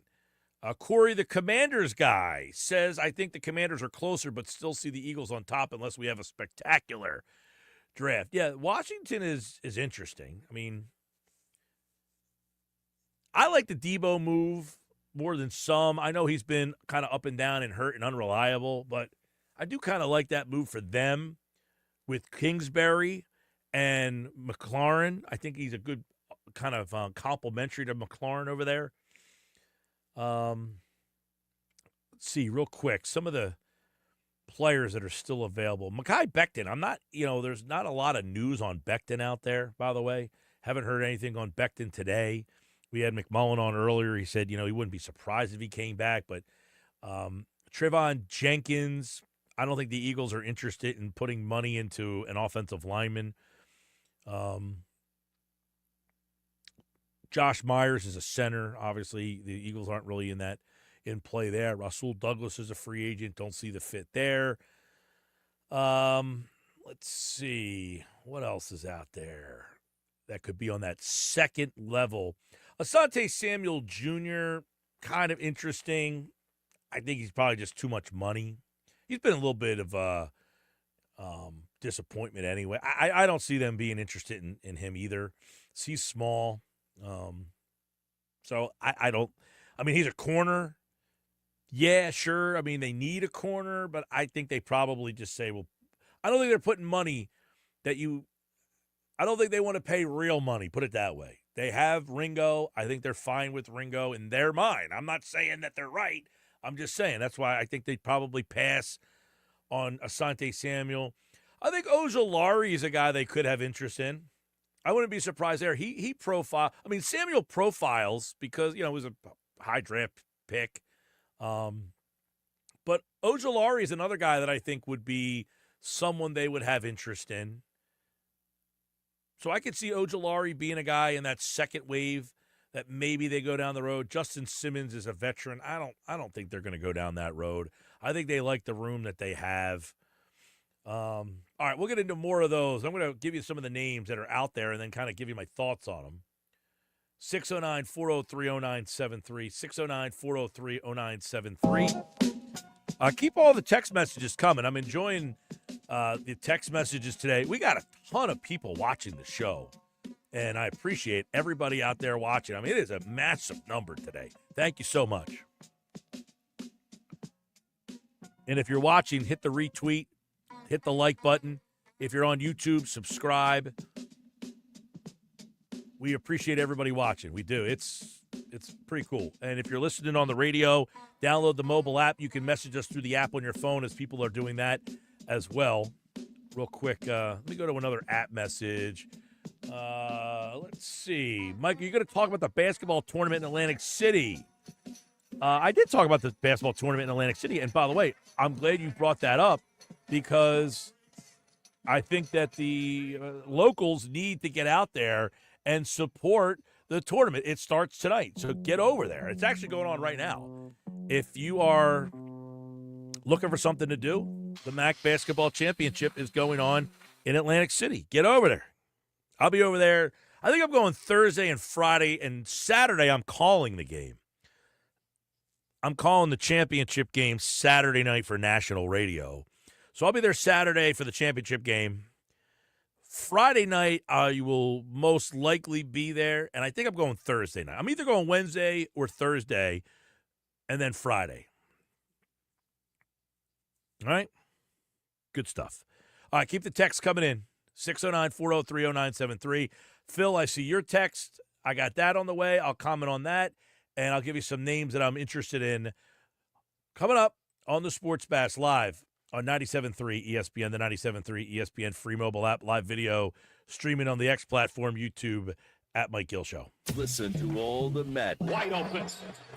March Madness is coming to 97.3 ESPN.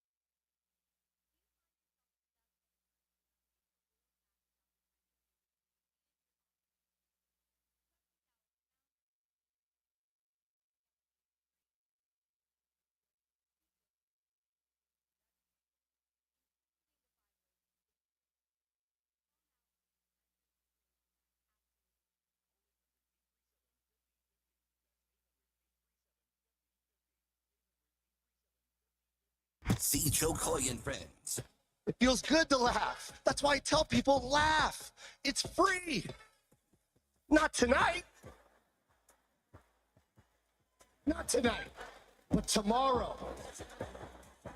Like to go laughing. Don't miss them, Atlantic City. Saturday, October 18th at 7 p.m. Ocean Casino Resort. Tickets on sale Friday, March 14th at 10 a.m. at theoceanac.com. Don't miss Joe Coy and friends.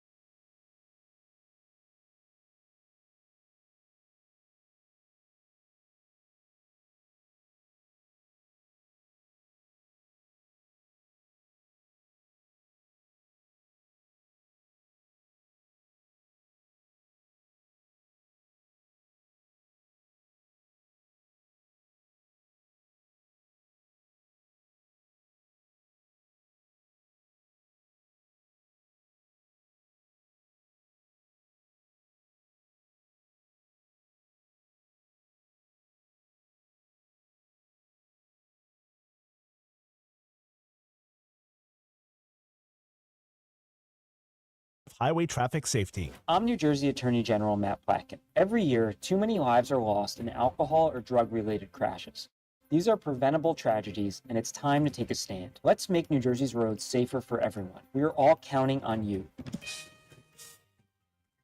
From the Towns for New Jersey Info and Weather Network, I'm Chief Meteorologist Dan Zarrow. Tomorrow's a cold front day. No rain or inclement weather this time around, though, and in the grand scheme of things, we're only facing a minor, although noticeable, cool down. You'll spot a few clouds overhead tonight. Low temperature dips to 42. Tomorrow, sun and clouds, high of 51 degrees. Thursday, not the nicest day. Clouds and fog and even cooler, high 49. We'll jump back to 53 on Friday. Get weather 24/7 wherever you are. Download our free mobile app today. At NJM Insurance, we're like a symphony. It all starts by doing the right thing. Add in dedicated reps and put policyholders first. But no jingles or mascots because it's just not us. Insurance underwritten by NJM Insurance Company and subsidiaries. You're listening to the Sports Bash with Mike Gill. When I'm driving, I got a guy on the radio who talks to me. I can't see him, but he talks to me. On 97.3 ESPN. All right, 5:33. Welcome back. Sports Bash Live, 97.3 ESPN. I'm Mike Gill. Hey, I want to tell you about my friends at Game Day Men's Health, Egg Harbor Township. 1 in 4 men over the age of 30 have low testosterone levels in the U.S. So if you're one of those guys, you need to go stop by and talk to my friends at Game Day Men's Health. They're defining a new era in men's health. They can take your blood work. They can get you the peptides. They can get you the premium testosterone replacement therapy to make sure you get out of front of the age problem that we all run into. They got an on-site lab. You get your testosterone level checked in just 15 minutes. Called Game Day Men's Health in EHT at 609-365-7088. 609-365-7088. Online at GameDayMen'sHealth.com or English Creek Avenue. Just stop on in, see the very friendly team. I was over there a couple of weeks ago talking to everybody, saying hello, checking out the new spot. Beautiful facility. And if you are getting old, can't beat Father Time, he is the man, Father Time. He is undefeated. Sports Bash Live, 97.3 ESPN. All right. Let's crank up the text board for the last push of the show here. 609-403-0973. 609-403-0973. A couple text messages here. Mike, you made a great point yesterday. Ojomo had a comparable win rate to Williams. Actually had a better win rate than Williams. Goes on to say he should be fine. Not sure if he'll be the same with a lot more snaps, but same could be said regarding Williams. The snap count will double with the Pats. I like Milton Williams a lot, okay? I was a big fan of Milton Williams. Always been a big fan of Milton Williams. But I do have to wonder, he's not worth $26 million. That's number one. But that's not what we're talking about here.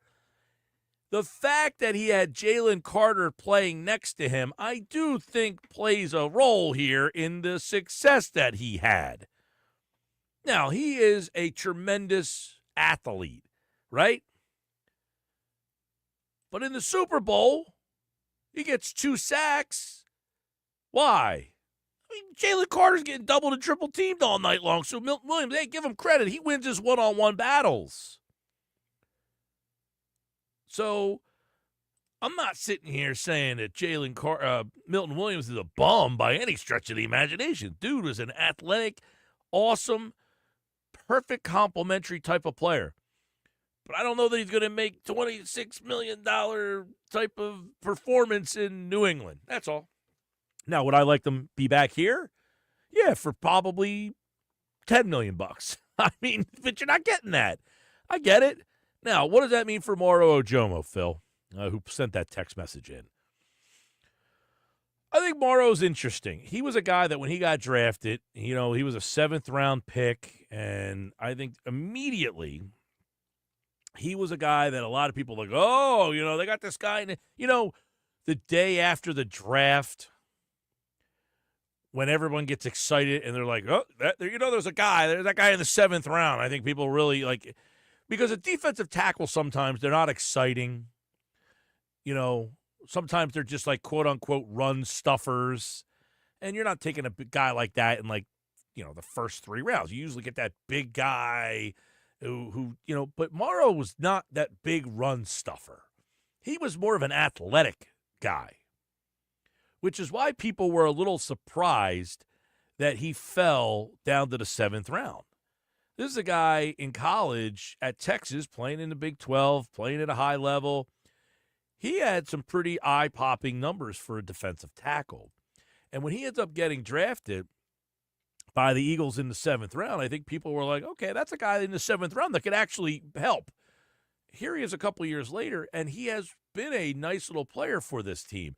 Now, you talk about the text message said that he played less snaps than Milton Williams. He did, but not by a lot. I mean, he wasn't like where he played 100 snaps and Milton Williams played 600 snaps. I mean, they were comparable in the snaps. So Moro Ojomo did play a decent amount last year. He's not Milton Williams. But you still have Jalen Carter here. You still have Jordan Davis here. Those are your 2 key players at that position. So I definitely agree with what you're saying, Phil. I think Ojomo will be fine at that position. Now, he goes on to say, on another note, I'm not happy that Rodgers won't be back. He's a void. I'm still hoping Coop will stay in the slot. Yeah, the Rodgers thing, I agree with you. I'm a little, I don't know that Ringo is – I think he's more athletic. I think he's more physical. He's bigger, faster, stronger, all of it. But, those are the things that sometimes get in the way of evaluation. Bigger, stronger, faster. Ooh, I like this guy better. But technique sometimes wins. And Isaiah Rodgers might be the guy, better technique, but a little bit more savvy. We'll see. But I definitely agree with you, Phil, on that take that I think Rodgers coming back would have been a little bit of a safety net that you could have kind of – now, listen, I don't know that you can write the book right off bringing Darius Slay back. All right, so couple guys that I think are intriguing on the free agent market, okay? People asking me earlier today to throw out some names of guys that are free agents that you can maybe get on that second wave of free agency. And I'm looking at guys who I think profile as the type of player that the Eagles generally go after, okay? And when you look at the type of players, you guys know the type of players that Howie Roseman will go after. Guys who are high talent, high draft choices who have underperformed. And that is why the one guy that I mentioned earlier is Azeez Ojulari. He would be one guy that I think profiles as a player that the Eagles would target. All right. Ojulari with the Giants has kind of been an underperforming player for the Giants. Now, I mean, rookie year, 8 sacks, 5.5, 6 sacks he even had last year. I mean, he's been somewhat productive player. So I don't know what kind of money, but I think he's definitely an intriguing free agent option. I don't know what kind of money you're talking about for him. He is, but he's very young. I mean, Ojulari, 24 years old. He has 22 sacks in 46 games. One problem with him is the injury thing. And, that's the kind of guy that I think the Eagles have taken shots on for the prove-it type of deals, that kind of stuff. According to Spot Track, they're looking at a 3-year, $24 million deal. I don't know that that's something the Eagles are willing to pay, though. So that's where the 7.6 is not a big number for an edge rusher, though. So I think the Eagles – so Ojulari would be a guy that I think the Eagles would kick the tires on. Anybody out there get excited by that name? I don't know, maybe. But I think he's a guy they would definitely kick the tires on and try to see if they can afford that. So that would be what – and, again, it goes back to what? He is a former I think Ojulari, wasn't he a first-round pick? by New York. He was either first or second round. But he's a guy who was a high draft choice, who has talent and has been hurt and is young. Those are the type of players that generally the Eagles go after. Yeah, he was and by the way, he went to Georgia. So there you go. He's another Georgia guy. But he was a second-round pick, Ojulari. But it would make some sense. Second-round pick, young player, injury issues. Can he get him at an affordable number? He would be one of the guys I think you can definitely see them being in on. That would be one. Other than him, I'm trying to think, I just think that Asante Samuel, too much money. I don't think they want to spend real money at that spot. I think they like what they have. Is there really anybody else out there?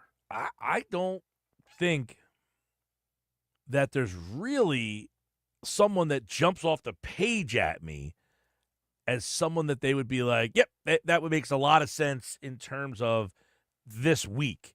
Now, if you're talking about next week, that next group of free agents, that's a different story where you can start to go into, you're going off the top 100 list, and now you're going into that second, third wave of free agency. 609-403-0973. Christian Fulton, somebody said he already signed. He is not available. He signed this morning with the Chiefs for 2 years and $15 million. I don't know. I'm looking at free agents, by the way. I'm not looking at players that can be traded for at this stage. Yeah, I said earlier, you could trade for guys. I'm not going to speculate on a trade. Nobody knew that Chauncey Gardner-Johnson was getting traded today for Carry On Green. So I can't give you, guys that you're going to go after in a trade. Those things just kind of materialize. There's no evidence at this point of certain guys being available in a trade. I'm giving you free agents that are available that anybody can go sign at this stage of the game. So those are really of the top 100. This is the top 100 players available in free agency. The one guy I would say is Ojulari. Nobody else really makes any sense monetarily. They're just not going to. And that's why Ojulari, I think you can get for a good number for that position. If you're paying under $10 million for an edge rusher, that's a number that you can probably, manageable. I'd have to look at the next phase of free agents, the out of the top 100 guys. All right, Sports Bash Live, 97.3 ESPN, the 97.3 ESPN free mobile app. Live video streaming on the X platform, YouTube at Mike Gill Show. You can, of course, be a part of the show. You can like us. You can subscribe on the YouTube channel.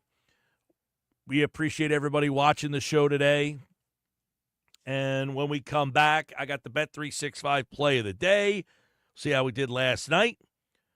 And we'll close out tonight's show. I do want to mention, yes, the MAC basketball is in Atlantic City tonight. The men's games are happening. I think the first game is at 5:30 or 5 or 6 o'clock is when the first game is. So I implore you to get over to a game at Boardwalk Hall, maybe 2, maybe 3. It is an awesome event. It is an awesome venue. Make sure you get out there and support this event or risk losing it. I know there's people that have never been there and say, well, why am I going? I don't care about these schools. It's not about a rooting interest in these teams. It is about going to see teams playing at a high level to go to the NCAA tournament. The story going on right now, tonight, Delaware. Delaware at one point this season lost 11 straight games. They are playing for a chance to go to the NCAA tournament tonight. That's what this is about. This isn't about like, hey, I'm rooting for Marist. Right? I mean, come on. It's not about I'm rooting for Quinnipiac, who, by the way, is the number 1 seed. But, hey, these guys are playing really hard. I'm in an awesome venue, and I am supporting something in a town that we constantly say can't get it right. They get this right. It's a great event. All right, we'll get ready to get out of here tonight. Sports Bash Live, 97.3 ESPN.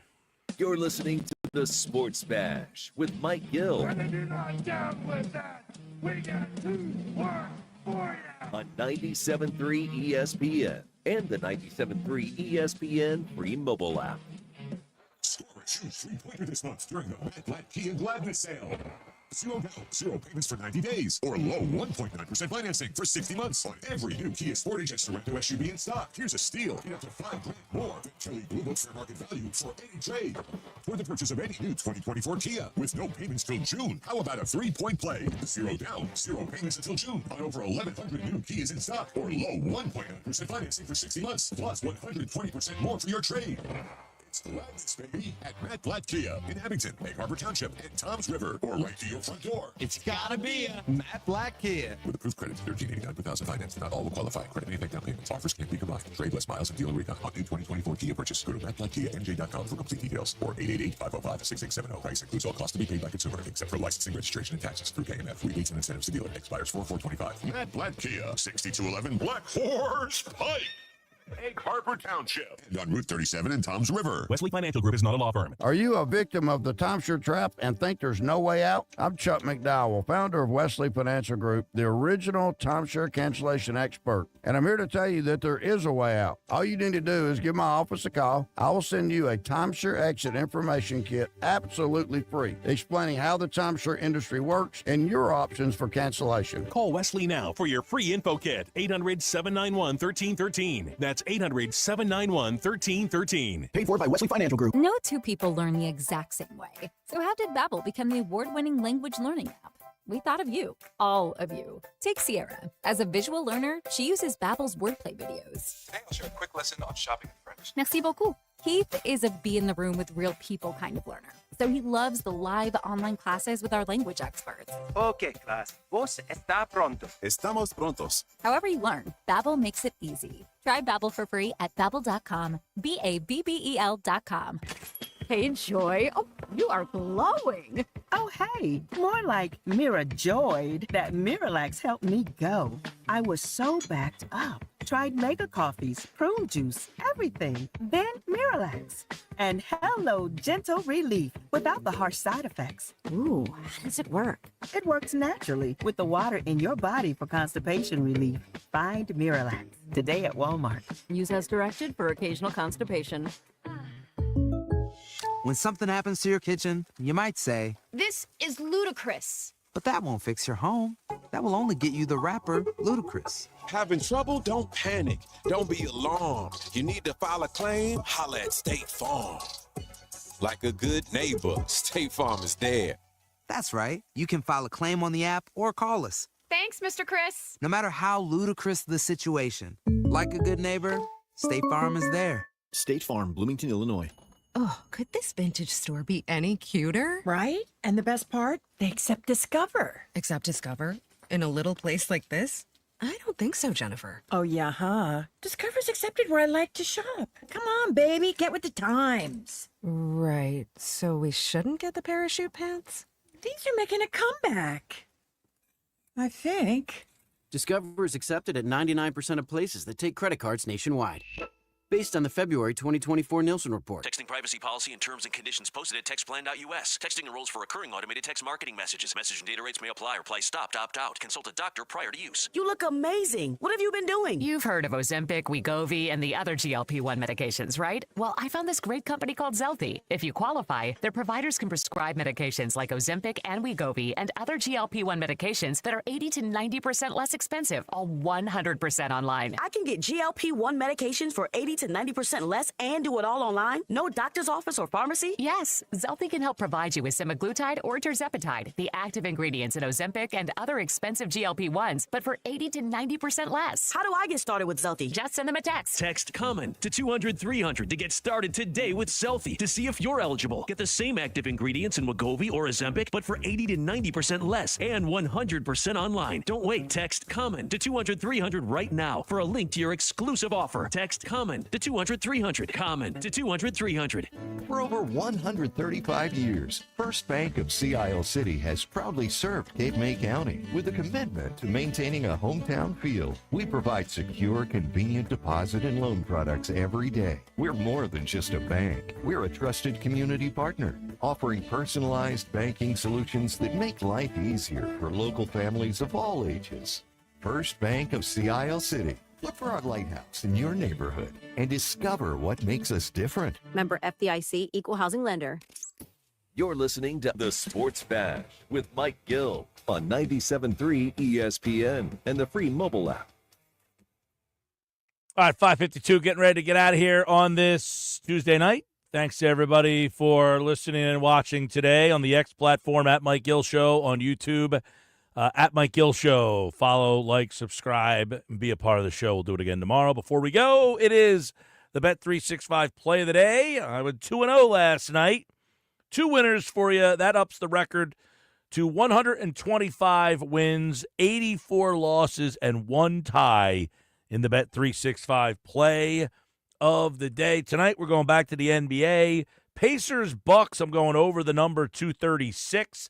I go Pacers, Bucks, over the number 236. I like the Pelicans tonight at home, 7.5-point doggy dog against the Clippers, and they are my Bet365 play of the day. Flyers tonight on 97.3 ESPN. Flyers are back in action, and they take on the Ottawa Senators. Flyers have lost 4 straight at home. They have the 7-game homestand, which has not gone very well for them. Sixers tomorrow night taking on the Raptors. By the way, Phillies won today. Phil's, I think, scored like double-digit runs today. Am I right about that? I think, yeah, 18-8 for the Phillies today over the Red Sox. Mick Abel got the start for the Phils, did not pitch well. He got sent down to the minors. Did get the win, by the way. 1 2/3, gave up 4 hits, 3 runs, but the Phillies were able to score 7 runs in the second today. They were up 9-0 by the time that game even kind of got off the ground. Couple hits today for Bryson Stott. Johan Rojas, couple hits today. He's hitting .292 this spring. And, interestingly enough, Buddy Kennedy hit another home run today. That's his 3rd spring home run, and he played left field today. So you're looking at Buddy Kennedy from Millville with an opportunity to make the team. He played left field today, so hitting another bomb for him. And Kennedy, 1 for 1, 2 runs, 3 ribbies, and a couple of walks. So good day for him. On the pitching side of things, Mick Abel did not pitch well, but had a decent day for Jordan Romano, and Jose Alvarado came in. 1 inning, struck out the side. Those are the 2 guys that are going to be in the Phillies bullpen. They combined for 2 innings, no hits, and 4 strikeouts for Alvarado and Romano. So good news on the Phils today with that. We'll have more tomorrow on NFL free agency when all these deals become official. And we hope you'll join us right here on the Sports Bash Live on 97.3 ESPN. The 97.3 ESPN free mobile app and live video on the X platform and YouTube. It's Flyers Senators tonight on 97.3